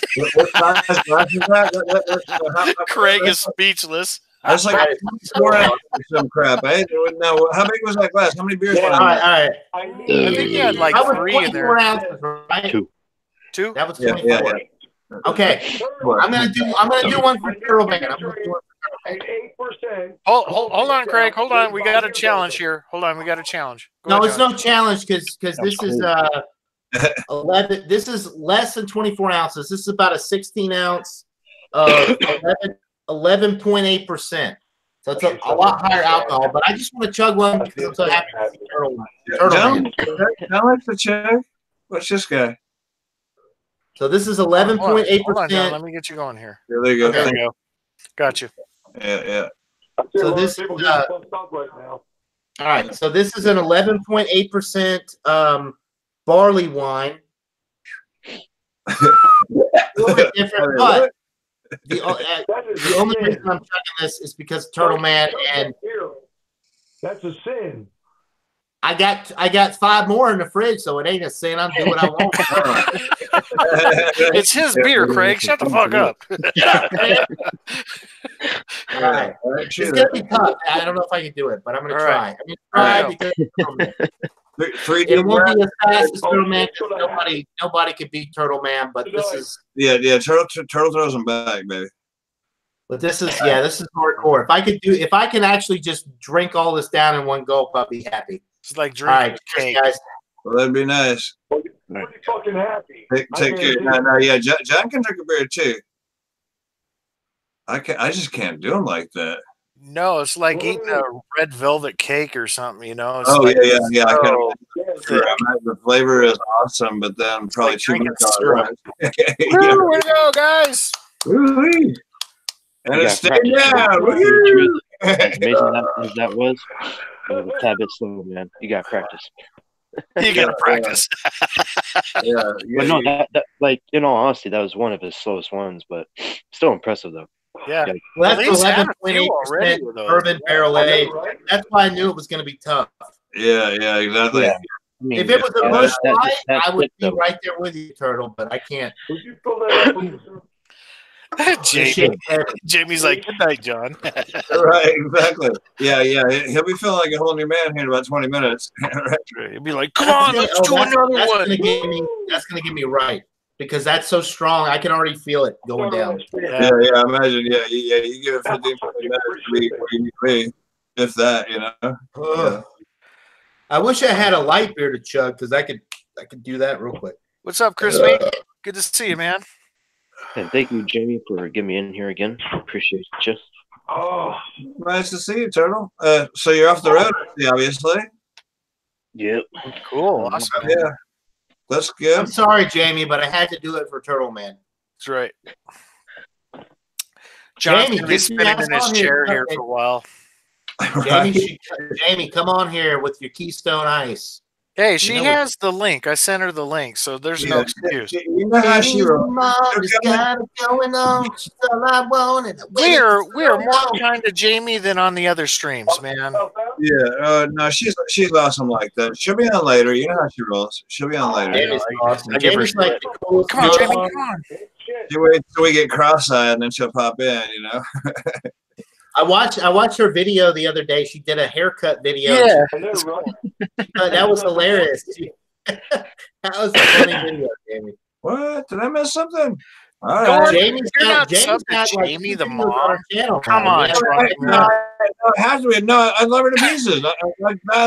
I made that last concoction of sugar water for her. I am not subscribed to Jamie the Mom. I'm so Oh sorry. my God, Jamie, Oh my fire him, God. fire him. Unsubscribe. I'm a moderator, so I'm gonna have to eject the drunken one. No, I'm gonna eject drunken one from the call. I don't know what I thought. I guess I thought that she just didn't do videos and she was just always in the chat. She's always been awesome. Like I said, she wants me to do I did the wine thing like I talk about, but she wants me to do, she knows I do jerky. And she's vegan, and she wants me to do a like one of those mushroom caps and jerky a mushroom cap, and I haven't done it yet, but I still got it in mind. But Hey, Hey, Jamie. no, I will go back and watch those. I swear I will. I'm sorry, Theo, but that all For some reason, jerky. I mean, that sounds sexual to me. We need to get off topic. Well, no, I make some good jerky. I know it's like, Craig, you need to get out in the Northeast, man. That freaking cold air is just like getting to you, man. What's going on there? No, truthfully. No, he makes good jerky, man. Yeah, I make my own jerky. I've had it. I know, and I get that the story keeps going around. And to be very honest, guys, I can't afford to do it right now. I'm sorry. I'm not trying to point out. To buy it is one thing, and to make it, is easy. But to send it out to everybody, that shipping is expensive. Yeah, it is. This was like 3 years ago. This has been a while since I've had. It's been a while. I can tell you exactly what date. I got y'all in a black box over here with y'all are all on like a little recipe Am I card. in there? Holy crap. I can tell you what I sent to when I sent it to who to what. It was good. Hard copy. If I had my channel Drunken One, when you sent me that jerk, if I had my channel up and going, I would have definitely given you a huge shout. I really appreciate it. That's awesome. I appreciate it. No, it'll get better. It's building season now, and so more people are going to be spending money. And yeah, I'll get to where I can send some things out again. I want to send some beers out too. We have some pretty good local breweries down here. Y'all don't get Carbach, I don't guess, or what's the other one down there? Anyway, there's some breweries. Okay, I'm gonna quit blabbing now. Oh no, I'm just trying to y'all are interject. Great. Hey, I talked to last night. I'm trying to run over everybody. Hey, fellas, you want more people to subscribe to your channel? Just be you. Look at me. That's all you need to do. Yeah. I think I'm 20 subscribers in the last 2 weeks. Gonna let your hair down, John. Right. Be you. That's it. Just be you.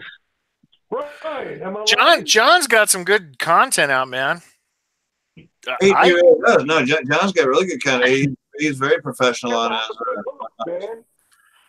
I might not comment. I might not comment much because I try to see everybody, but that is a nice shirt. When do I get mine? I'm excited now. He's going to come down and get beef jerky from you, hand to hand. I'll swap 3 pounds of jerky for it'd be actually 1.5 pounds of jerky for a shirt. I'm gonna have a moment of silence. I need a moment of silence. Jay, say good night. I was told good night. Hey, Craig, his name is no longer Silent J, it's SJ. It's SJ. He said, fuck it, I'm done. Them 8% fucking coffee stouts. He's done. I love it. He's just bored of his father-in-law. That's right. It's like, God damn it, Dad. He couldn't be bored of his father-in-law. I'm out of here. See you, pops. I'm done in the He said he might be doghouse. back, but he might not be back. Oh, just go pee and come back. Yeah, there you go. No, Yeah. he's going to go pee. He might not be back. He might be back. No, he's fucked up. You know what you need in there, Craig? You need to get where it's late at night. You got to have some mood lighting. It'd be cool if you get one of those freaking disco balls to hang down behind you, and turn the lights down, get some little freaking pointer, freaking laser shit going. Yeah, That'd be fucking cool. Hold on. it's also Oh, white. he's already got it. I'll bet. It's also white in there. How's it? No, that's too fucking dark. He's gonna trip over his freaking brew shit. Yeah, right. Now. Oh hell! Oh, Where's your lighter? I know your lighter's handy. Oh, you broke the light switch. Oh no! I'm really fucked Present up. him. Whoa. We're good now. Present him. Oh, there you go. I used to have disco lights in here, but You used to have a pole in the middle too. Newberry's all right. I don't care what anybody says. I'm on Craig's side. He's all right. He's having fun over there. He's got dollar bills folded lengthwise, stapled to the freaking side of his brew shed, just all over the fucking place. My daddy. I do. Craig's a good guy. Friggin' underwear with freaking fart stains on it, just stapled up on the freaking ceiling. Yeah. No underwear. No underwear. With racing stripes. Oh wait, no, it's different. Girls. Yeah. Tang boomerang. There you go. Oh, Brian Brazilian. Johnny down that freaking barley wine. He's like, yeah, Steel Panther time, motherfuckers. I know, huh? We were doing that shit last All right, night. so we got Turtle Man. All right, so we'll change up the subject a little bit. Okay. I mean, not to take over your channel, Crash, but all right. So we got Turtle Man here in the chat here, or on the panel. Yeah. So Turtle Man is the king. Anybody out there that's watching, Turtle Man is seriously the king of chugs. Oh. Mexican Connection was at it for a while, and he stopped doing it. But he was like eating fast food and chugging 40s, and he was the man for a while. So Turtle Man has basically taken over the beer chugging scene on YouTube. And there's this guy, Turtle Man. His name is like Polar Bear or whatever. When I've been joining the craft beer pour streams, he's like challenged me to like chug, like do 240s in 10 minutes, basically. Yeah. And I think I could beat this guy. Oh yeah, But- definitely. I could smash that guy. But anyway, I don't know actually if you know training who- right now. I'm Yeah. actually training right now so that I can hold a lot of liquid in my stomach because that's my weakness. Yeah. I cannot hold a lot of liquid. Like the 24 ounce, that's about my max. Right. But I saw But your I'm 40. trying to I saw expand my your stomach. 40 chug though. It was like in less than 2 minutes you did a 40. Yeah. So I'm training a little bit, and then once I see the polar bears, dude, I'm gonna smash that guy. Oh, Dude, that Polar guy Bear, is I'm telling you, man. he's Like slow. you and me are in the craft beer force community group. This Polar Bear guy's like coming in and like trying to like, fuck you guys. Yeah. Like, Well, I'm telling I you, had the utmost respect for him. Yeah. He's a really good friend of mine. I've known him for about a year now. He's oh, a really cool okay. dude.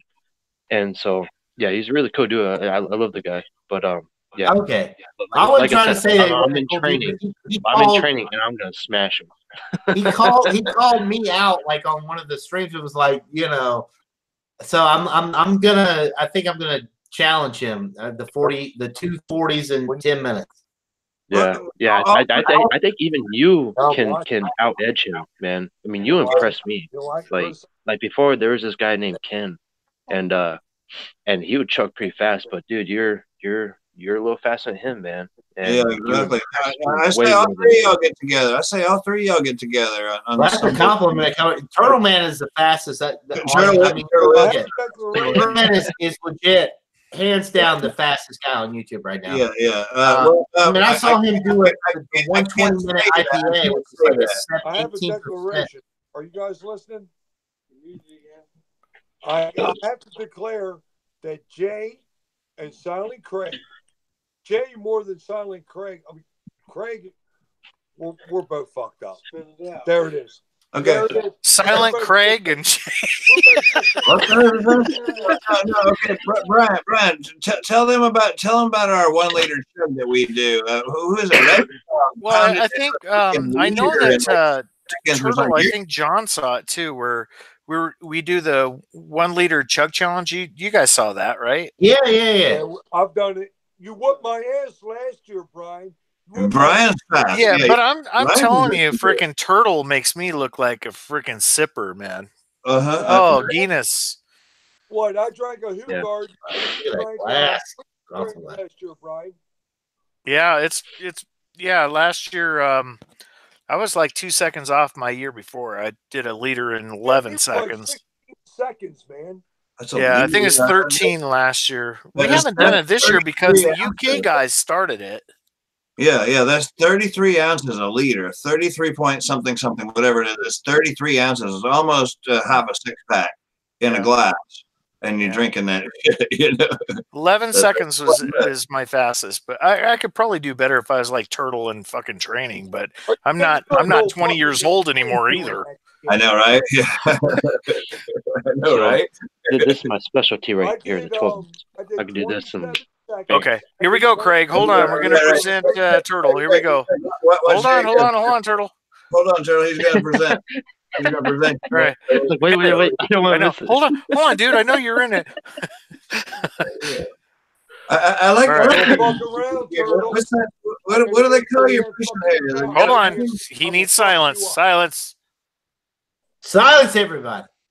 Don't blink. Remember. Don't blink. Don't blink. Jimmy put that in the comments last time. Don't blink. That was like 3 seconds, man. Right. I'm talking about. That's awesome. We'll be fucked up real soon. We told him to stop one night, but he kept doing it. It's like you know the weird thing. I can't say that I've ever seen Turtle drunk. He doesn't change much after slamming those. No, I've seen him do the spinny top stuff before, where he just sits there and spins for a while. But no, I've never really seen Turtle. I do gotta take a leak. There's like a oh, there isn't. Sorry, Justin. Put it in the chat real quick, and then I'll delete it. Man, we were brewing way too many. I didn't. I thought you were doing that, Brian. I gave. Well, he can't get the email. Oh, no email link in your butt. Oh, I see. See, you have to click where it says "I'm not a freaking robot" or whatever. Yeah. It'll be like for business inquiries. Click the link. Try that. There you go. All right, thanks. Don't show, guys. Hold on. It's on the lower left. I got it. Okay, I'm gonna hide it then. Done. I got it. For you, sir. Right. Yeah, that's asking me hide.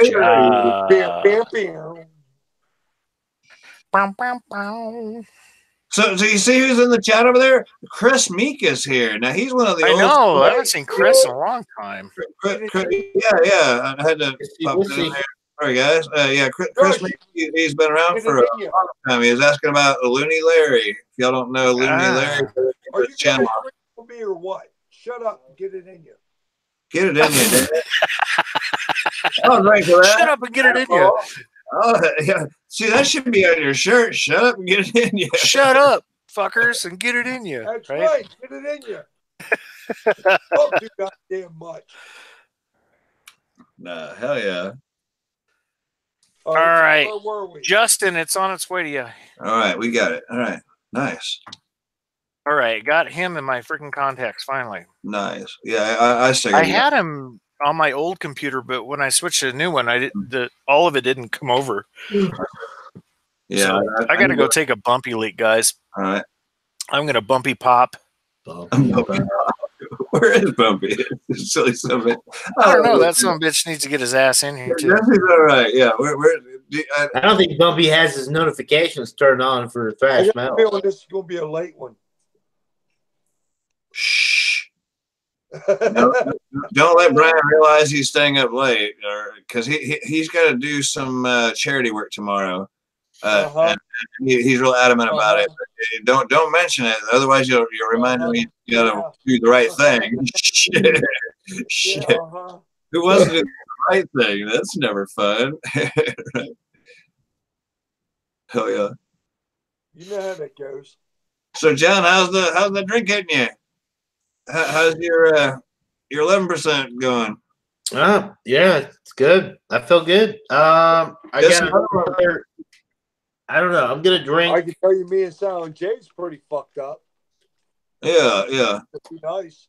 Again, there's somebody else that doesn't. Although he drinks a bunch, I've never actually seen him get drunk. He loosens up a little bit. That's old John and Nelly. I've never seen him like drunk. I've never seen him sloppy. And that's cool. No, I'm all right. Yeah. No, I've been up on some chats with you late at night, and yeah, you don't ever get sloppy. You just stay in your game. That's awesome.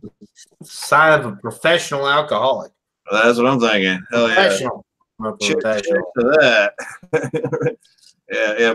Pardon the girly looking drink. I'm doing cranberry. That grape juice and vodka still? Yeah, well, I went to cranberry and some really cheap vodka. I was looking for McCormick, but they had that. Yeah. Under $10 is Barton's Naturals. It says gluten-free, kosher, vegan friendly, and all natural. Very nice. Half a gallon of vodka. Oh no, hell no. This is my third night of working on this, and I am the drunken one. Used to in my day, I would polish a half of something like that. I like Seagram 7 actually, so I would do half of one of these in the night, but in a night's time, and maybe not the second night, but there'd be another big night in there. So yeah, I could polish half of that off in a night's time, and that's not bragging. Some of these fools, they drink a 750 a night just for fun. If you shoot nice, you do it all in one gulp, Well, But I ain't into all that. I'm not looking for alcohol poisoning here, but yeah, kind of short on funds, and I'm thinking $10 for a 6-pack of nice beers, or $10 for some cheap vodka. There's a lot of buzz in that bottle, right? There's a lot of buzz in that bottle. Let me just do that for now.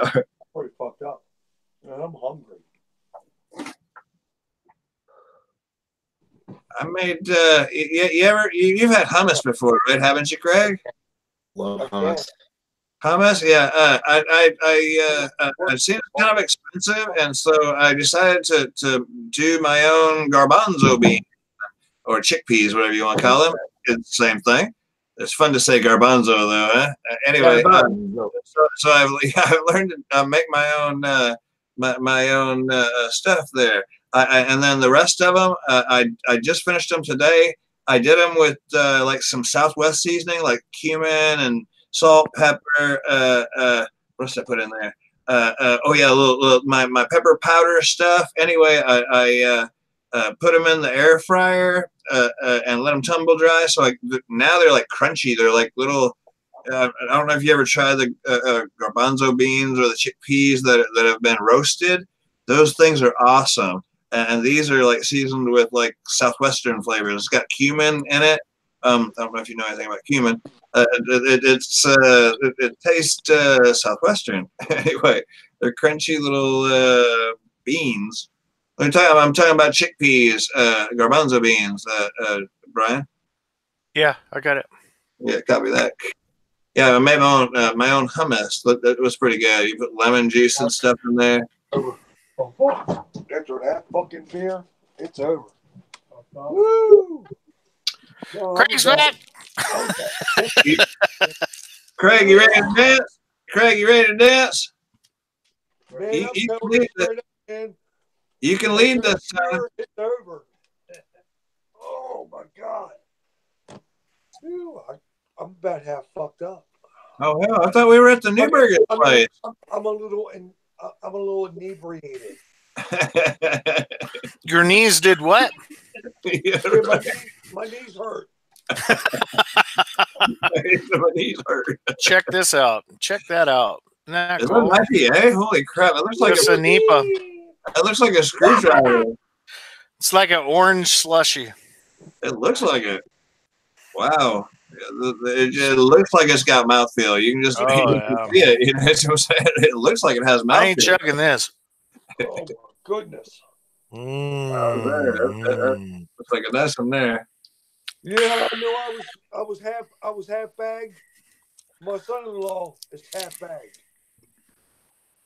Oh So yeah. don't bag each I other. looked at myself. I said, "Self, So if he's stoned, I'm pretty much stoned too."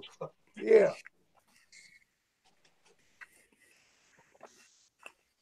I think Just don't do sit-ups. I think one of the funniest things that Craig says is he'll stammer something or he'll trip over his words and he'll say, "Well, these are just rented lips." Now, how's it go? these are just, I never trip over my words. I get out of my way of the words I say. yeah, but yeah, he'll say, "Yeah, these lips are rented." He says.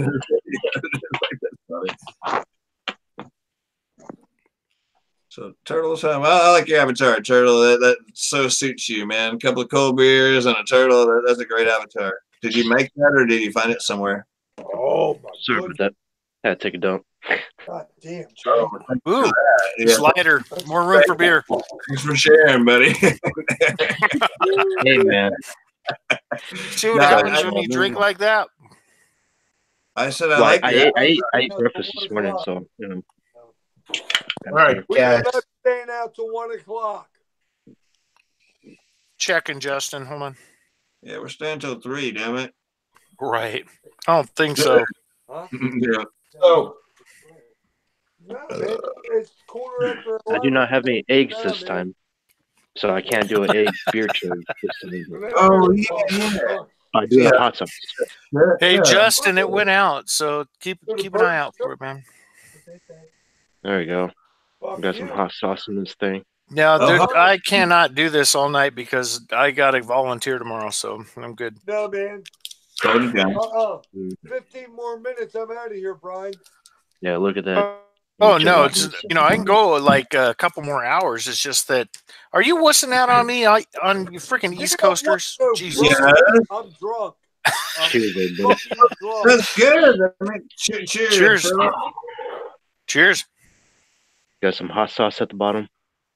Oh, there you Hopefully go. that goes down. Raj, what are you drinking? A New England IPA? Yeah, I made it. It looks Did awesome. you really, Brian? You made that? Did you, Brian? That looks Yeah. so good. I just came like 3 times in my head. You're right All there, right. Turtle. I did after hearing his homebrew. I mean, to buy it is one thing. To homebrew it, Brian, I'll I'm tell you what. tasty I'll tell you what, shit. Brian. I am sure that's the bomb. I'm just guessing here. You know, I'm thinking that is really the I shit. will hang as long as That you was hot. do. Okay. Cool, Craig. My son-in-law will not because my son-in-law is pretty buzzed. That's all good. That's all good. You can hang out Hey, with us. do you have like some handles for like drawers and stuff that you could like bolt to the walls so that he can like climb all over the place? That'd be fucking cool as shit. Nice. So Thrash, He's like, what? What's up, John? I got dude. a beer here. I was saving for. Hold on, Craig. Hold on. What's up, John? I was just gonna say, I got a beer that I was saving for this weekend for review, or whatever. But I mean, fuck it. I'm gonna do it now. Let's do this, John. Go ahead and do a review. I don't care. On the live I stream. don't want to like bog your channel down with my Oh bullshit no, reviews. dude, we're just Do a live review. Do a live review. Tell us what you think of it. I got the brewery mash vanilla. This is a bourbon barrel aged barley wine aged vanilla added 13.3%. Wow. So this is like the real deal. All right, I'm opening it. all right, Craig. I turned you down a little bit. That's all right. Present John. Yeah. Hold on, I'm getting there. I know. I'm on your side. Just showing. I know, me too. My mouse isn't. Right. All right, Johnny, you on? I think he's on. Yeah. There we go. Yeah, I'm here. All right. Yeah. Oh, look at that. He peeled that baby back like a freaking orange. You did not present him. It looks a lot better than I thought it was going to look. Hey, let's see. Present. How about now? There you go. No. Shit. It doesn't look too bad. So this is 2016 edition. So this is 3 years old. All right. It smells 3 years boozy. old. Yeah. Wow. It's what the ABV was 13. There you go. You got it now. 13.3. Yeah. Holy mackerel. You like drinking wine. It looks awesome, man. Yeah, It's like really caramelly. Yeah, It's popped up in a bottle So this is of barley wine. 13.3% alcohol, vanilla oak aged barley wine. The brewery is Orange County, California. So this company is actually out of California. Cool. All right, local. I mean, Texas. I mean, USA.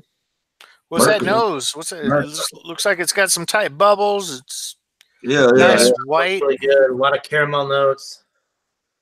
Small bubbles. Some definite bourbon. It smells like man. It smells like bourbon. Took bourbon and put it in a beer. That's what it smells like. It smells like. Is it bourbon really strong on the bourbon side, or? It is strong on the bourbon side, but there's a lot of nice caramel notes. Cool. There's a lot of Honestly, if you there's want, some if roasty you notes in there as well. If you want to do It that, doesn't smell. It doesn't really smell boozy. It's like, nice. that chocolate Craig? cake with some Hold on, vanilla Craig. in it. He's doing a review. Hold on. Hold on a second, buddy. I don't have to do a review. I mean, I'm just No, we're helping you with it, man. After a All right. dessert is when you want. It smells like a winter, guys. It smells really good. Vanilla, oak, like bourbon notes on the nose. Sure. Oh, yeah. Very sweet and malt forward. No hops to detect. No hops detected. Smells delicious. 13.3%. It doesn't smell boozy at all. 13.3%. Think about that. 13.3%. It should be blowing my mind right now. Yeah. That's two almost the potency of 3 normal beer. You know, right? Wow. Well, it's very interesting how there's a bourbon. Holy shit. Yeah, this is so Now- good. Yeah, that barrel aged. The bourbon is coming through. You're picking up on the barrel aged wood presence. Yeah. Nice caramel malt character. Barrel aged means expensive usually, you know, and flavorful, but expensive. No hot presence though. I mean, it finishes smooth and malty. Oh, this is so good. 13.3. I'm not picking up on alcohol. All right. Vanilla is coming through. They say vanilla added. They don't say extract or. It says we took our classic release, already oaky aged in bourbon barrels, sticky and sweet from extensive bourbon barrel aging, and amplified that barrel character with the addition of vanilla. So Awesome. You sold me. Email me a sample of that. Right. Incredible. The brewery is one of my favorites. They make some incredible sour beers. The brewery does. So this one is basically like a bourbon barrel aged, caramel forward, malt forward presentation with that nice little bit of a wood note. That you know you're getting a barrel aged beer. And of course, there's no hops with this. I mean, if there were hops with this beer, they had made it because this is the 2016. This is 3 years old. It's not meant to be hoppy by any means. Yeah. The hops are just for the bittering and that just to combat. It sounds like it'd be awesome with a fat cigar. You know, that's exactly. Back and relax with. You get your big fat cigar, or you might smoke a pipe when you do. And I would say, you know what? Hey, I was gonna do a review of this on my channel, but and get all fancy with it. But I'm so glad that I'm doing this tonight with you guys because I get to hang out with you. And let me just say, the brewery out of Orange County, what the fuck is it? Orange County, California. The brewery. I love the snort. Whoever did it. It was awesome. You might not be able to get this specific beer because it's from years ago and it's been cellared, but I've had their sour line. They have the Brewery Trough. They have Sour in the Rye, Tart of Darkness, Ode Tart. All of these beers that they make are excellent, very well done. This one has been aged for a while. It's very malt forward. It's very alcoholic as far as the. It's 13.3% alcohol, but it's not boozy. It's very caramel forward. The hops that were present probably when it was fresh have faded somewhat, but it's an incredible beer. It's an incredible brewery. Everybody that home brews, this would be my perfect brew as far as a home brew. Like you guys, I mean, you know what's good. You brew your own beers and everything. I've had a lot of craft beers over the years. This is an excellent brewery that makes excellent beers. Sounds like it, yeah. And that sounds like quite a treat. Yeah, that would be an expensive brew to do. This would be an expensive brew to do. There's a lot of flavor into that. Flavor means money. Flavor, you can have a lot of flavor in a home brew. You know what separates this brewery is that all of their beers are barrel aged to a certain extent.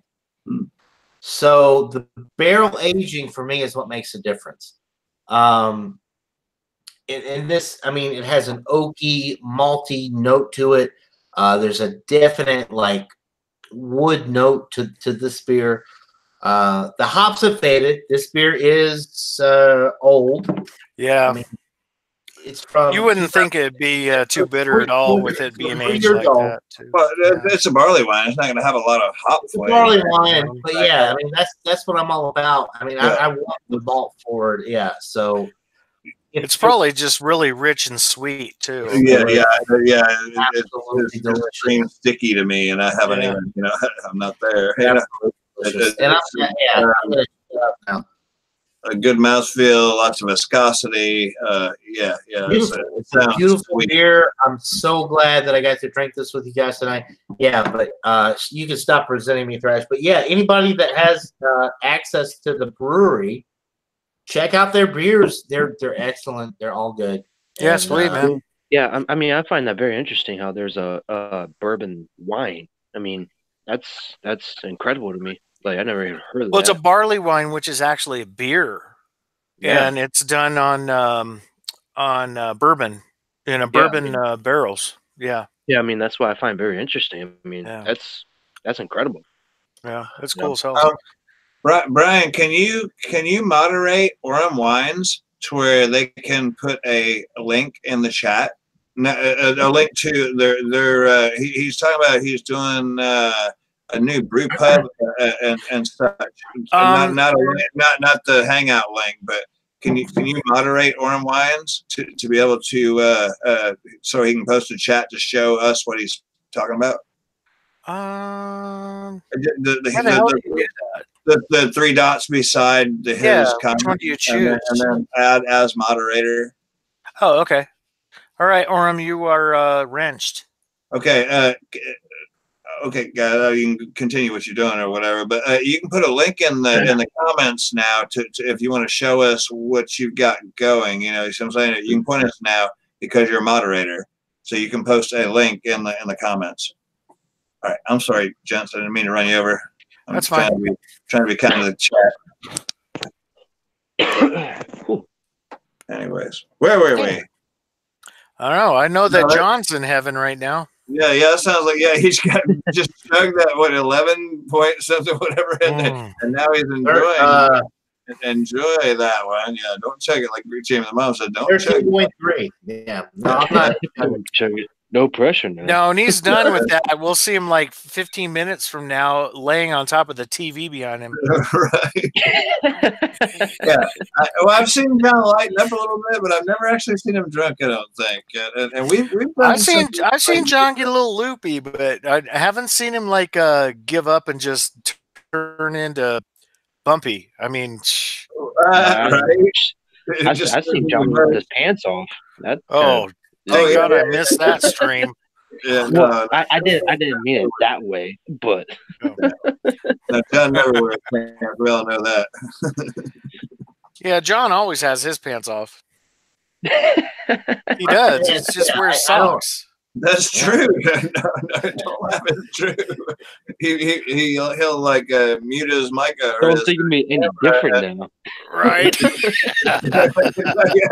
Yeah. If you see John wearing jars, he just doesn't wear jars. What? I seen him with his pants up. Oh, Turtle Man, you're weird. Dude, you got new Hanes. What's going on, man? I thought it was Fruit of the Loom guy.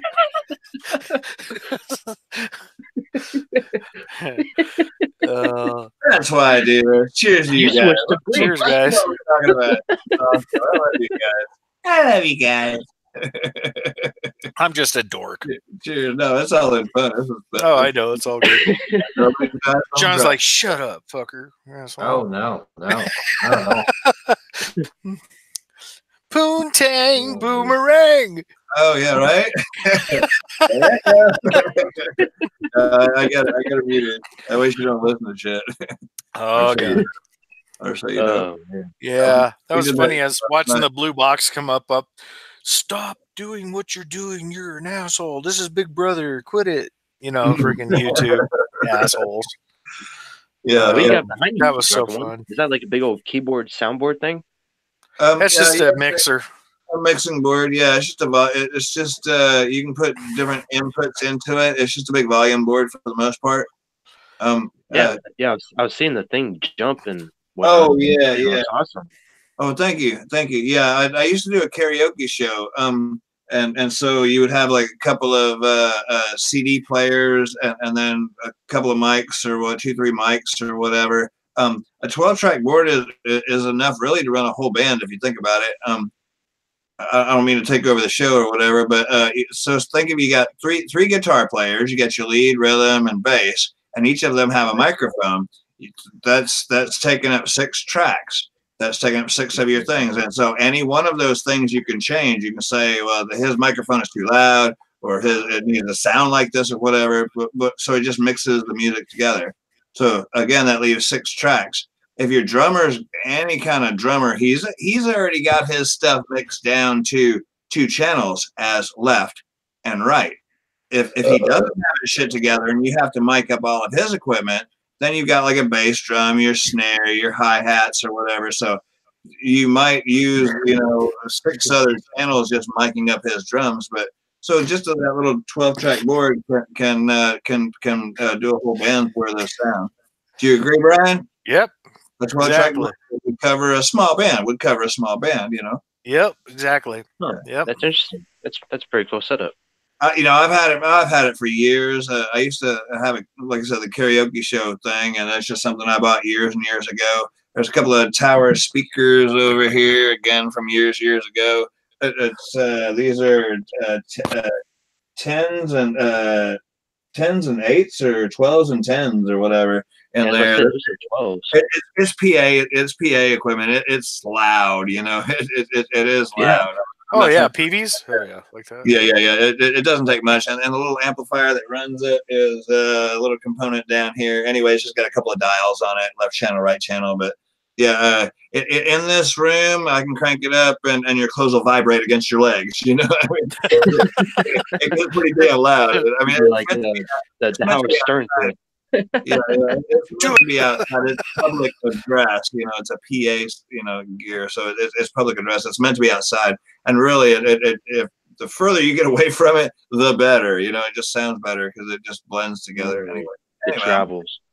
I'm rambling now, but yeah. No, cool. I like it. Similar, I've had this gear for a long time. I think I might do some videos at one point, maybe showing off some stuff. the biggest watch, the most watched video that I've ever put out was something I did just stupid one night, talking about turntables and direct drive versus belt drive, and I got the most watched from that stupid video, and that was just something I did late one drunken night, and just put it on camera, happened to record it, but yeah, and that's what's got the most damn views. So I think I might at some point do a what's my studio look like? What's in one's place about? And maybe because I can teach somebody how to work a soundboard. It's all about keeping things at zero. See all the little slides they stop. One of the numbers on there obviously is zero. So if you tune it to where these numbers, those lights that bounce over there, if you can tune it to where they're at zero, when when this is at zero, then it's as clear as it can be. This doesn't make it loud. This just makes it clear. This just mixes it together. It's up to the amplifier to make it loud. The amplifier is a dumb piece. If you feed it crap, it's going to make crap louder. If you feed it good sounding stuff, it's going to make good sounding stuff louder. And so the amplifier is dumb. The brains are the mixing board, are the what do you want the vocals to sound like or whatever. Yeah, and the bands I was in, I ran the sound from the stage and also did lights from the stage. So the mixing boards, they look so complicated, but if you really look at it, each one of those vertical things is just a channel. So you're just controlling the gate coming in. So you have a gate where you're the gain that's coming into the channel, and then when it comes in, you can add reverb, you can add all kinds of stuff to it, and then you can fade it into whatever mix you want. And depending on how it's all set up, you can have monitors that are on the stage or whatever, and then what's feeding the mains. So when you're in a club or whatever, then you can just fade everything up. Yeah. Playing to a band, you're almost playing to two different audiences. One is the audience, and they get all the effects and all the flangers and this and that or whatever. They get one sound, but the other is the band members themselves, and those are called monitors. And so you're able to change in here how much sound is playing back toward the band, and they want their sound what they call dry, which means like with no effects or reverb. Then you get into I call it lead singer's disease, where they get all anal with it. Yeah, they don't want any reverb or any kind of weird stuff. Like they want to hear it clean because they're band members and they all have to be hitting that mark at the same time. Pop, pop, pop. Well, being able to hear yourself over the other instruments, and the drums and everything on stage. Yeah. And so your lead singer, like you're saying, says, "I want to hear more of the bass drum." So you would turn up monitor A to of the drums or whatever the guy wants to hear. You can turn that up and adjust to the band members. So like I say, you're actually playing to two different audiences. One, the band members; the other, obviously, the audience. But so it can do a lot of stuff. It's an old piece. It's I don't know what it's worth anymore, but they're cool though. Yeah, I've had it for a long time. Yeah. There's a lot better equipment out there now. So Turtle, how long you been back in town? Just come back or what? Well, I've been back since what 2 p.m. yesterday. Oh, cool. I was waiting for the driver to come meet me so I could give him my loaded trailer and I take his empty. Okay, cool. And we swapped it at 4 a.m. So 4 a.m. swapped in, then hit the bar. There you go. Well, the stream is probably going to go for another half hour or so because I do got to get up, and if you guys don't know, I know Drunken One knows. I go help at horse rescues on Saturdays. We save horses from slaughter auctions, and we try and get these horses rehabilitated and given to owners that actually care about them. You know what I mean?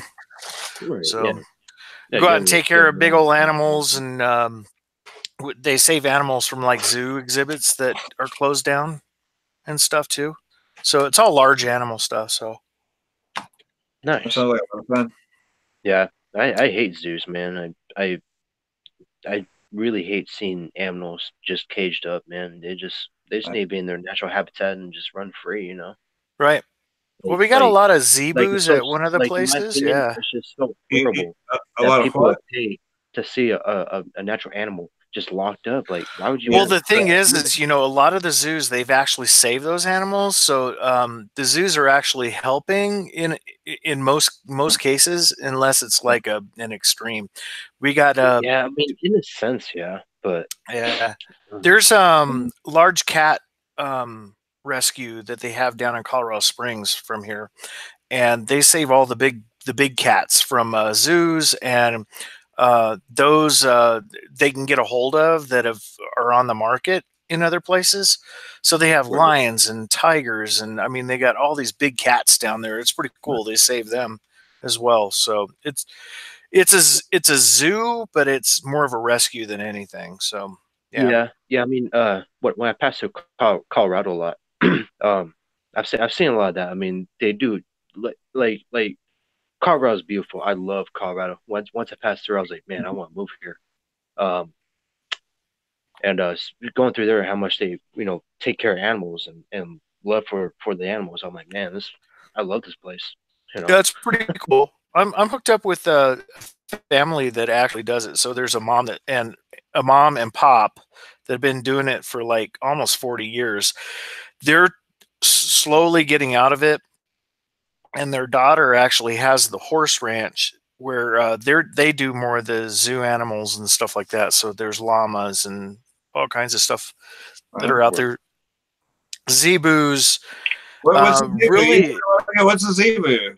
It's a cow from in cows, so they're sacred. So they save them from the zoo. There's exotic birds. I mean, there's exotic chickens. I mean, there's just all kinds of stuff that people donate, and we go out there and clean up all the shit, and feed the animals and groom them and brush them and just take care of them. And then if you're able to sponsor them, it's pretty cool. Especially the horses, man. The horses, they don't this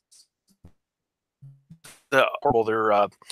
They take pregnant mama horses, and they take their ponies too if they have them, and they slaughter them all, man. And it's abortion to me, and I just dislike it. So my wife and I, we really contribute to those places. So that's what we do on Saturdays. Man, you're a good guy. You're a good guy, and that's for a definitely worthy cause. You're talking about the zoos and stuff. Isn't it weird how we want to preserve animals, but then you go to the snack bar and you get that hot dog or that sausage link or whatever? Like, what are we trying to teach here after all? Right. Right. Exactly. It's cool too because when you sponsor a horse, like my wife, when she first started it, what really started it was we were going to my daughter's house, and on the way we passed this pasture, and there was a horse out there, and you could see its ribs, like it hadn't eaten for a long time. Skinny as shit. And we're like, what the fuck is going on here? And on the way home, we were talking about it. And as soon as we got home, my wife, she looked up on the Google Maps to see if there was anything out there, and found out that this place was called Edwards Animals. So she looked it up and found out that they save these animals. They actually take horses where people can't afford to take care of them anymore, and they drop them off, and they just take them. Yeah. And that's all. It's all done with donations and sponsorship, which is really cool. So that's awesome. Yeah. We have horses here. We have two horses here. One of them was kind of like you're talking about. The folks couldn't afford to feed them, and I forget the whole story, but he's got like a pretty big dent in his head. It's all grown over with hair now, but yeah, he got hit pretty hard at some point, and he's been in skin and bones, and both of them, they're yard ornaments out there now. Nobody rides them; they're just yard ornaments. But there's a couple of horses that we have here on the property, but one is had been quite abused and was coming really skinny, and Dad got him just for that reason. And right, they're both looking good now. It's cool as hell, though. Yeah, it is. My last job, there was a Alaskan Husky, and the owners, all they did was just leave it in the yard, in the dirt yard, all day, all night. everything. He came up to us in our warehouse, and dude, it was so skinny. Yeah. And I'm like looking at this dog. I'm like, dude, like you need to eat, and like he couldn't eat because like he just his stomach was just horrible. So one day, I was leaving work and I just opened my rear door and I was like, dude, get in my car, He got in my Right. car and everything, and then brought it to my buddy's house because he just loves dogs and everything like that. And he's like, dude, like who would do this to Alaskan Husky? And I Right. was like, I don't know. Exactly. I was Yep. I was like, I can't take care of it right now, but I had to get away from there. All right. I'm And going to show you. I'll show you something here too. yeah, then the lady was Go coming up ahead. to us. She's like, "Have you seen my dog?" I'm like, "Yeah, I stole it." And she's like, "You openly stole my dog?" I'm like, "Yeah." I'm like, "You were starving it. You weren't Right. feeding it." I was like, "It's at my buddy's house. I'm not telling you where he lives, but you were abusing that dog." She's like, "Well, you gotta give it back." I was like, "Take me to jail over it. I don't care. You're not getting that Oh dog yeah, back." exactly. And they didn't, did they? Nope. So here's this is last weekend. This is the ponies. These are 1-year-olds out on some of the ponies. Oh, There's nice. the wife. We're out taking care of them.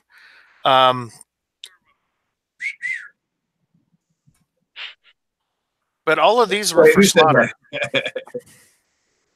Is that? Can you hear the audio? No, sir. Okay, just making sure. Going to slaughter. Why would they just? Why are they killing them? Yeah, Why are they killing them? for meat. Wow. Here, I'm going to show you. These are the pregnant mamas. That's beautiful land too. That's Gemma. And that's Ina. They're pregnant and they were set for slaughter. Wow. Isn't that cruel? That is cool. They don't look totally unhealthy though. No, they're healthy. Yeah, they're in good order. Yeah, they're in good order. I think John left us. He said, "Sorry guys, I went to bed. Early day tomorrow. Cheers." That's fine. It's all right. Yeah, I mean they're in good shape and everything. Oh yeah. Yeah. They're looking good order. Yeah. But yeah, that's what we do. We go out and take care of those guys, and we ride them and exercise them, and it's it's not you're trying to save the world, but if what you can save, do it. It's how I always feel too. Same with kids. Are you vegan or anything? No, and that's one thing that I absolutely kind of hate in a way, because I do like to barbecue and stuff. But there are some animals out there that are made for pets, and then there's those that God put on the earth to eat. You know what I mean? Right. I agree. Yeah, I agree. Exactly, 100% my belief. I mean, you got pets, and then you got stuff that you gotta eat. That's my personal belief. It's just people get offended and all that. It's like, dude, like, come on, man, eat some meat. Right. Well, that's the thing. I mean, you ever look at a vegan too? You see how pale they are? Do you see how weak they are? I'm just joking. Well, I look at vegans and they're not healthy. I mean, vegans are not healthy, man. They're just skin and bones. Like, dude, put some meat on your body. I mean, if you think about it, though, what are the biggest animals you can think of? A rhinoceros, a giraffe, an elephant. They're all carnivore, or they're all herbivores. They're all plant eaters. If you really research it, there's huge bodybuilders that are strictly vegan, raw food only. Vegan isn't a bad thing. Vegan isn't a bad thing. We don't necessarily have to eat meat. I just would hope that they quit feeding the cattle and stuff all the growth hormones and the antibiotics because we're eating it now. Farm like literally, if like back in the old cowboy and Indian days, you had a cow, you knew what you put into it. It was grass fed. It didn't get hormones or or any kind of antibiotics, whatever. That was decent food. That was good food. But Yeah. there's just been so much that they do with our food that is so wrong. And I won't get into that because that's not what we're here for. But anyway, they polluted our food. Oh no, it's all good, man. This is the open topic. They've made This it is Bucket unhealthy, Friday, and they've made it cancerous. Research it. Yeah. Yeah. Yeah, Here you go. definitely, 100%. This is a girl that I fell in love with. Her name is Destiny, not the girl, but the horse. Oh, so now. Oh, look at her. This is Destiny. She had all of her front teeth pulled out because the person who owned her before, if you guys don't know horses, they have to have their teeth filed down because they grow like shark teeth almost. Yeah. Only they don't replace each other. They just keep growing. But she's up for adoption now. So, wow. And then here's one of the barn cats, or I thought it was going to be the barn cat there, but it wasn't. Anyway. But yeah, just going out there and a lot of these horses are real skittish when you go up to them because they've been abused, Yes. That's the way the one I was talking about is. Yeah. The other ones are just a straight up asshole. He's a quarter horse. He's got papers. He is definitely a beautiful specimen when it comes to his style, his breed. But he's either how to ride a horse or he's not going to work for you. Period. Right. He's got an attitude, and either how to maneuver him or he's just not going to participate because he's a dick like that. Right. Right. So here's another one. This is I'm going to show you. This is the gal's name is Linda. She's Linda Edwards. She's the one that actually animals, and she has a horse named Dealer, and Dealer had cancer on his eyes, and my wife sponsored the horse, and he had a surgery, and so far he's cancer free. He doesn't have the goggles on anymore because Linda's working with him. But this is pretty cool. Tell that she's pretty much at the end of helping the animals. So it's all probably going to go to her daughter. So awesome. Wow. So this is the first time she's ridden Dealer in like a year and a half because of the cancer he had in his eyes.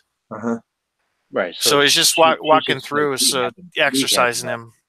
Right. Yeah. Horses can really be awesome. They'll go places that your four-wheeler will not. Exactly. because they can, and if you're with them enough to where they trust you, then they'll do whatever it is you ask of them. They're just like a huge dog. I used to do the whole horse thing, but I just don't do that much anymore. But they are wonderful animals if they want to work with you. Oh, exactly. Yep. So she's basically just rehabbing it and just and she wants me to be the rider for Dealer. Pretty much me. If my wife wants to start riding, but I'll probably start riding Dealer soon to keep exercise him and stuff when I go see him every week. You before, Brian? You've done that? Oh yeah, I used to own horses. Yeah, exactly. Yeah, me too. Yeah. I was in this this group called the Montgomery County Junior Mounted Posse, and we would gather every week, and do our practice. We were the high-speed drill team on horseback. We would perform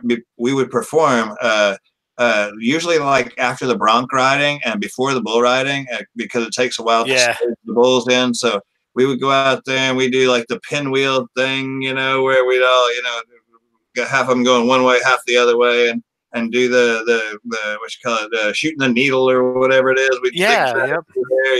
And we would ride, and I was a flag bearer. And anyway, so yeah, I've done the horse thing before, and it was really awesome. But I just I got a little older and realized that there's more to life than just one horsepower, and so I got a truck, and I just kind of but no, we went to I live in here in Texas. We went to Cheyenne Frontier Days Rodeo in Wyoming one time. We've been to like Austin and Dallas and stuff like that for like the parades and stuff. We were we had to put special shoes on them because a lot of the roads there, when we're doing the parades, have they're brick roads, and so it's really hard on the horses. They had to have cleats on their horseshoes, and so we'd have to get special shoes put on the horses for some of the events that we attended to. Yep. We went That's to. cool though. Yeah. So when I grew up in a little town called Elizabeth, and it's, I mean, major cow town. My first job was working at like Boone Egg Farm. I don't think I owned a pair of. Hey, Jamie, what's up? Hello. How are you? How goes it? Good. Where do you live? Wow, the superstar. Did you miss me? Of course. Everyone misses Drunken One. No, it's always nice to see Jamie. I came to see the ponies. Yeah, isn't that cool? Right? I mean, I try and video it out there and try and let people know. So, yeah, it's cool trying to, help them out. It's cool. I love them. That's so awesome. Yeah, that's what you said in the chat. When I come back and you're talking about what did you say? I forget. It's back there anyway. She's like, yeah, we were talking about animals, and I guess she had stepped out and missed that part, and she's like, hey. Oh, yeah. My vegan senses were tingling. All right. Yeah. I know. The problem is if I could be a vegan, I would, but I just like meat too much. I like meat also. I'm watching my portions, but I mean, every time I'm out there with the animals and stuff, I'm like, God, I just need to become vegan. But you do, because you're trying to save something, but you're being a hypocrite, Well, and I think everyone feels that way to some degree. It's like everyone loves animals. Like no one likes to see like an animal be hurt or anything like that. Yeah, right. Okay, I'm kind of on it's the same way. It's just like you look at it, it's like, man, I want that thing to die, but then it's like, man, that would taste so good on the grill. Yeah, I'm kind of there with you like that, but I mean, like was said earlier, there's some animals that were meant to be eaten and some that are not. You're not going to eat your chihuahua, but you would a cow. What I don't like, what really pisses me off, is the way that the cows are slaughtered. Right. Yes, something's going to have to die, obviously, but it's just the way they go about it, and the fact that our portions of this product that we don't really need so much is every meal. Do you have to have that meat every meal? Not really. Do you need the meat at all? Not really. But so I like meat too. But I just it's the fact that the way that they're being slaughtered that exactly, more so than anything. Well, just something has to die, but it's just the way they die. Well, when I was a kid, we used to skip school, and we would do one of three things. One, we would ditch school and stay underneath the bridge underneath the highway throughout the whole day until school day was over, and then go home. Number two, go to the antique auction or go shoplift in the grocery store. Or number three, seriously, we would go to the local slaughterhouse and watch cows getting slaughtered. And I only went there maybe twice with my friends, and I think more of it was peer pressure and seeing what the animals actually go through. I think it really struck a note with me as a kid. Yeah. And like during the summer times when I was a teenager, I used to work in the rodeos in Elizabeth, and it was a big rodeo, big deal rodeo thing. And I used to work in the back chutes with the what's up, girl? I got one of my girls here. The steer roping and all that. So we used to cap all the bull horns and all that crap. So I used to do that as a kid. So I've always been an animal person. So as you can hear, one of my girls, she's just like, you hear her? Dad, pick me up, Dad. All right, well, she's so big. I want to see. This is Missy. This is Chanel. Chanel. That's my wife's name. That's awesome. They're both fat cats. She's a chub. She's a chubby. Yeah, that's I always cool. say I have to replace the concrete when she walks through. Just cracks it up. But yeah, I got 2 cats, 2 dogs. If I could own all cats and all dogs, I'd have them all. Tell me about it. Yeah, I just love animals. I mean, it's cool as hell. They're awesome. Yeah. And just so you know, I'm not like super judgy or hating anyone for eating meat or anything, but like I think Drunken One has a good approach to it. Just like maybe just just cut out a little bit, see how it goes. Yeah. Your portions don't have to be all that. We've gone way too far with these things. A portion is like 4 ounces of meat. Right. Doing a dieting thing, and yeah, if you want to see some cruelty to animal stuff, just look up anything on the internet. Look at, just start with Seeds of Death or Death by Monsanto. Or there's a bunch of them out there. There's a bunch of documentaries and a bunch of literature and stuff that you can watch, and you don't have to think. It plays in your face. Yeah. And it tells you about what you're eating, and I don't know. Food is spooky anymore, and it shouldn't be that way. There's so many things that they put in there to stretch it out, to make it last longer, to whatever. Y'all have all heard about the hamburger, the McDonald's hamburgers the guys had since like 1973 or something. Right, exactly the same. Yeah, it looks like it's right. I mean, come on now. And the main thing I guess to remember is you are what you eat, and I guess I think over the past couple years where I've been in the weight loss thing, I eat more salad than anything. I mean, I'll have some protein in meat form, but the majority of what I eat, I mean, I eat avocados like they're going out of style. I eat a lot of 50-50 salads and stuff like that. But what's a 50-50 salad? Where you got what is it? It's spinach. It's all of the salad that's not like an iceberg lettuce salad where it's got the minerals and stuff in it. Like your mixed greens or whatever. Yeah, the mixed greens, the good stuff. It's got your minerals in it. But. Right. It's not just your iceberg lettuce. It's going to have some spinach, arugula, whatever it is. I'm saying it wrong, but right. It's your fancier. Well, most of the meat I eat are either chicken or turkey, and that's the. Seen, I think my wife won a big old freaking race or something upstairs. Yeah, man. We're big horse racing freaks. The main thing to me is if you can get it, grass fed or whatever. That's really expensive, that kind, but that's a little better. Well, it's where you buy and you research on how the killing practices are too. So. But lean meat is the main thing. Yeah. You're gonna go lean if nothing else. Yeah. If I could go vegan, I would. You could. Me too. Beer. I don't think there's meat in beer. One step at a time. I used to love cheese, but after learning more about milk and dairy products and stuff, I don't. The only milk here is almond milk. That's the only milk that's in this house right now. It took a second to get the kid off of that milk, but reminder. Oh shit! Okay, yeah. It's top of the hour. It's 11 o'clock. It's telling me to go to bed. Yeah, like you didn't last night. Yeah, right. Yeah. It's funny. Yeah, be up all night. I've probably been up for 27 hours.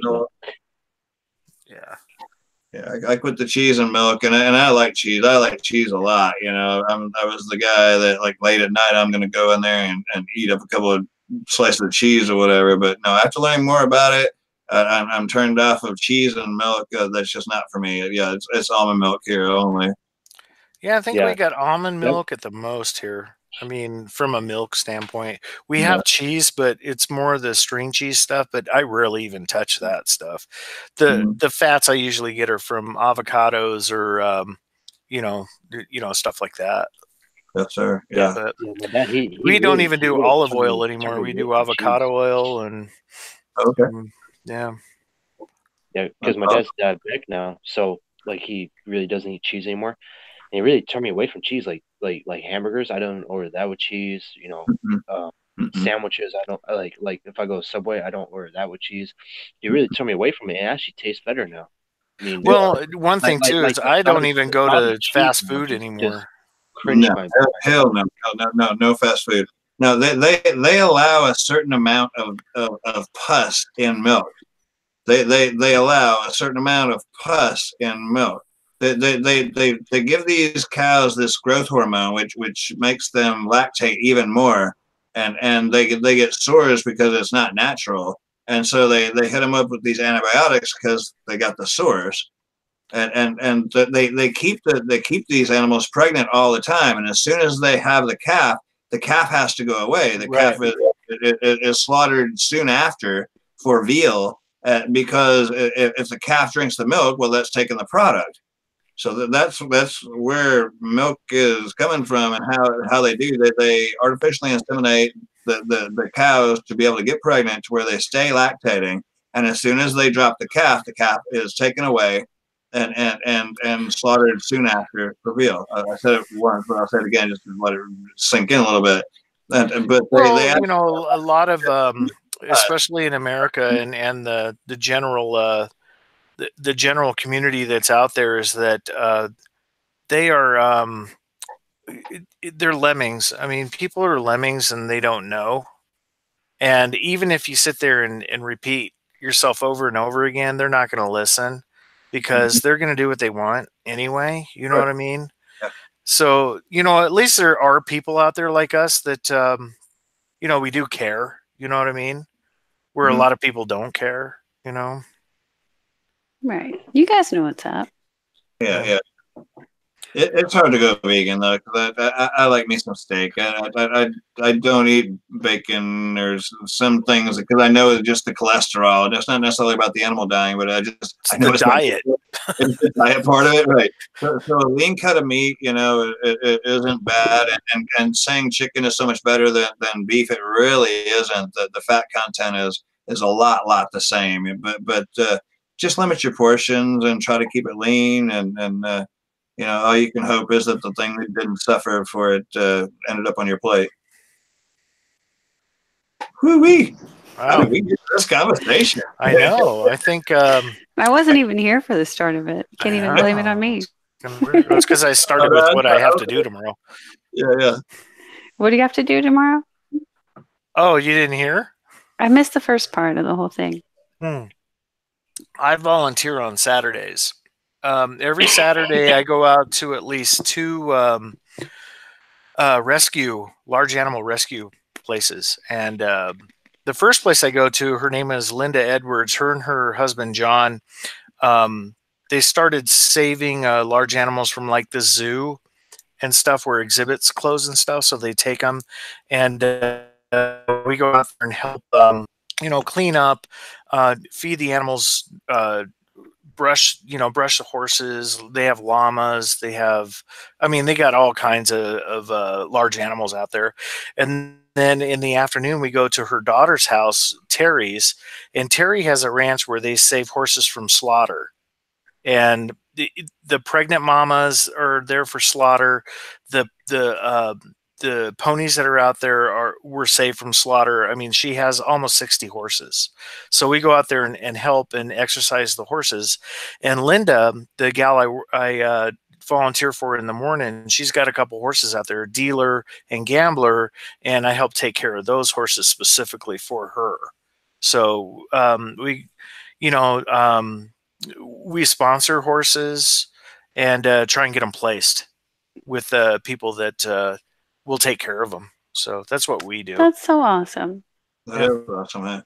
I still don't understand the slaughter of the horses. You said it goes for food. Where are they getting rid of horse meat? I don't understand. Well, here's what happens. Back in, I think, 2009, the United States passed where you cannot slaughter horses in the United States. So what happens is they have slaughter mills that are in Canada, and the worst ones are in Mexico. And what they do is they load these horses that are auctioned off at these different locations within the United States for slaughter. And they put these horses in these in the cattle cars. They don't care what the weather is. They starve these horses and they run them down to Mexico or up to Canada and get them in line for slaughter. And they stay in pens without being fed or anything, and they're completely abused the whole time that they're there. Yeah, and it's kind of cool. They have Terry went out and saved. Terry is the daughter of Linda. It's Terrellin Horse Ranch. she saved a horse. Her name is Hope, and Hope is sponsored by a girl. I think she's 16. She broke her hip, and Terry went out and saved her from a slaughter farm, I think in Canada. And she loaded her up and got her home. And she couldn't walk for a while, but she's finally on her own. And she's one of the first girls I go to take care of when I'm out there. She can only stand on one leg, but she's being sponsored, and she'll be there until she dies, being loved. You know what I mean? That's cool. So Yeah. you know, they're saving these animals that were just like completely abused and Wow. beaten, and I mean it's insane on what these animals go through, you know, and they're lovely souls, and They are indeed. yeah, cool as hell. Right. So once they pass, do Linda and Terry do they eat them or is they just put them somewhere else? What do you mean? Like again? No, when they pass, like. Oh, and they're you know they're taken care of. Wherever they need to go. They're buried like a pet. Yeah, or whatever. They're buried or cremated. They're buried or cremated. Right. What usually happens, like at Terry's, where it's an actual, you know, the horse ranch. Right. Most of the horses there, I would say 99% of them, maybe a little less, they're actually adopted. People come and get them, but they have to go through a vetting process to make sure that they have the money to take care of them. They have the land to take care of them. Yeah. They go out and vet these places big time. So a lot of these horses go there to those places. Yeah. If you want a horse, then they're going to check your background. They're going to come out to your property, make sure you have the proper arrangements for this animal. Then the animal's going to be spayed or neutered, and it's going to have all of its shots, and you're going to get you a fresh horse. You know, you're going to get you exactly. Yep, it's cool though to see these horses rehabilitated. You know, exactly. Another movie I was just thinking. Y'all look up a movie called Earthlings. Earthlings, right? I think I've seen that. Earthlings. We're all Earthlings. I think you'd remember it. Yeah. I know I've seen a bunch of them myself. It's just a name and a bunch of things I watched. Right? Yeah, Earthlings is a good one. Yep, it's pretty cool. No, that's an awesome adventure you're doing there, helping out like you are. That's quite admirable, as Anna Court put in the chat there. Quite admirable. There's Stormy. He's a Shetland. Oh. Shetlands are trouble. Shetlands, they might be cute and small, but they will be the first one to kick you. Oh, Toby's mean. There's another Shetland out there. Toby's a is not a kid's horse. A Shetland is a tough little critter, man. It's my girlfriend. Here's. Oh, that's a nice ass you got there. Oh, that's a llama. I thought that was a dog. That's Indy. And then there's Goldie. Goldie's my girlfriend right there. And then Elizabeth is right there. That's another girlfriend of mine. Yeah. That's a llama. When those ears go back, you watch that. I don't know nothing about the llama, but the horse's ears, when the horse's ears go back, they mean trouble. Yep, that's Millie. Nice. It's snowy there. That's a neat area. Yeah. Yes. Yeah, we save all these guys. They're cool as hell. All right. That's awesome. I don't know. I think that's like the hardest thing with animals for me is like once you get to know them, you get to know they all have their own unique personalities, and there's like somebody in there. You know what I mean? Exactly. Yeah. That looks like the one I was talking about. That's Blue. That's the quarter horse. Nice. Isn't that awesome?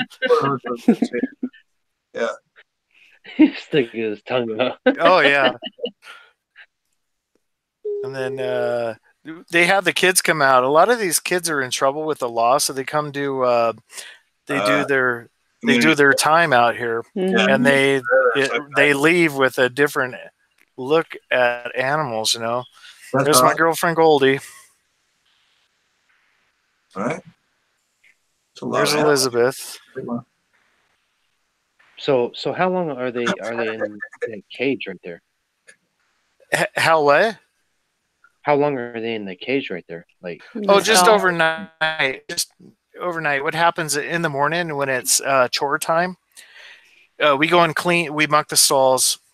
We clean up around the whole area, and then we feed them, and then we take them for a walk. And the kids absolutely love it. So what usually happens is there's a few high school kids that are out there that let me get some more stuff here that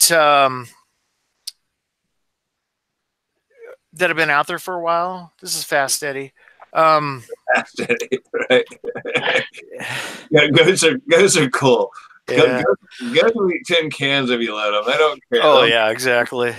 Yeah. So what happens is during the day, there's a couple kids that go there all the time, and they kind of head up the whole thing while they're out there. There's the chickens, but they take the kids underneath their arm. They take them out there and show them what they need to do with the animals, and they take them for a walk, and then all the adults go inside. We have coffee with Linda, and I fix her computer. Something. There's always something going on. But it's pretty cool. They walk them down the. This is Goldie. She turned 32 the other day. Wow. So, yeah, that's pretty. Yeah. To answer your question, Turtle Man. Yeah, the stall is just like that's just kind of where they sleep or whatever. That's right. Just, it gets them out of the elements. Right. So they're protected and they feel safe because it's their own stall, and so that's what they need. But yeah, they're not kept in there for any long period of time. No. They're taken out. They like get jail. worked. they get worked when during the day, and the stall gets cleaned out at the same time. And the hard part about the whole thing is in the wintertime, you have to get out there with a freaking pickaxe to get the poop out. Right.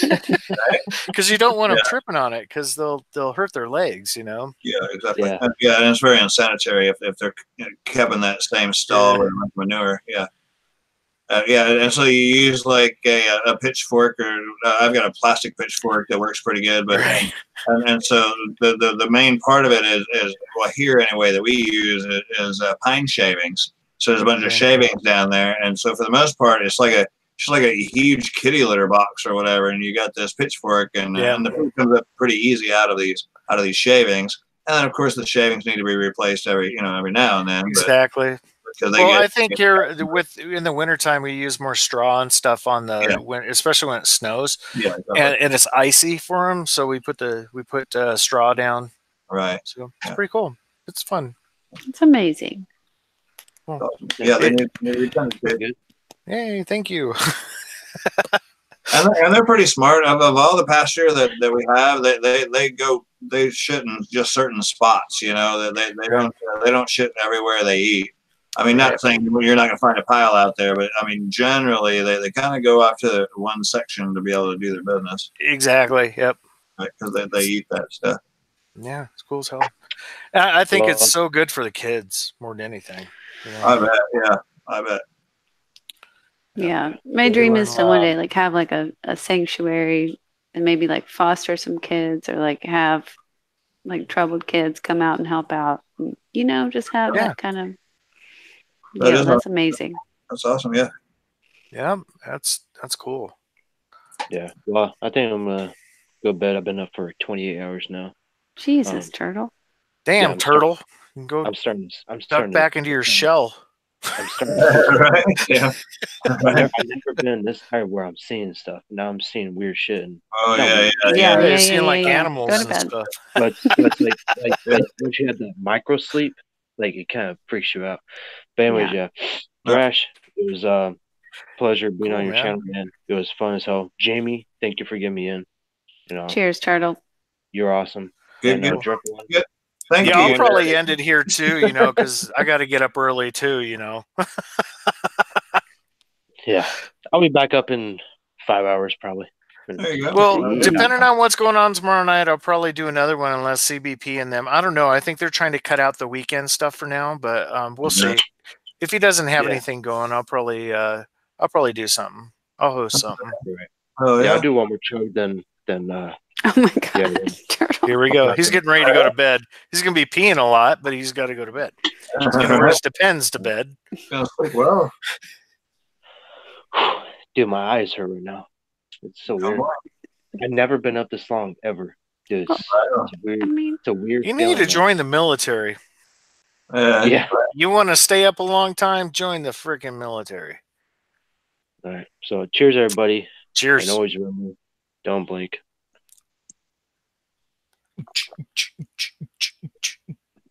Gone.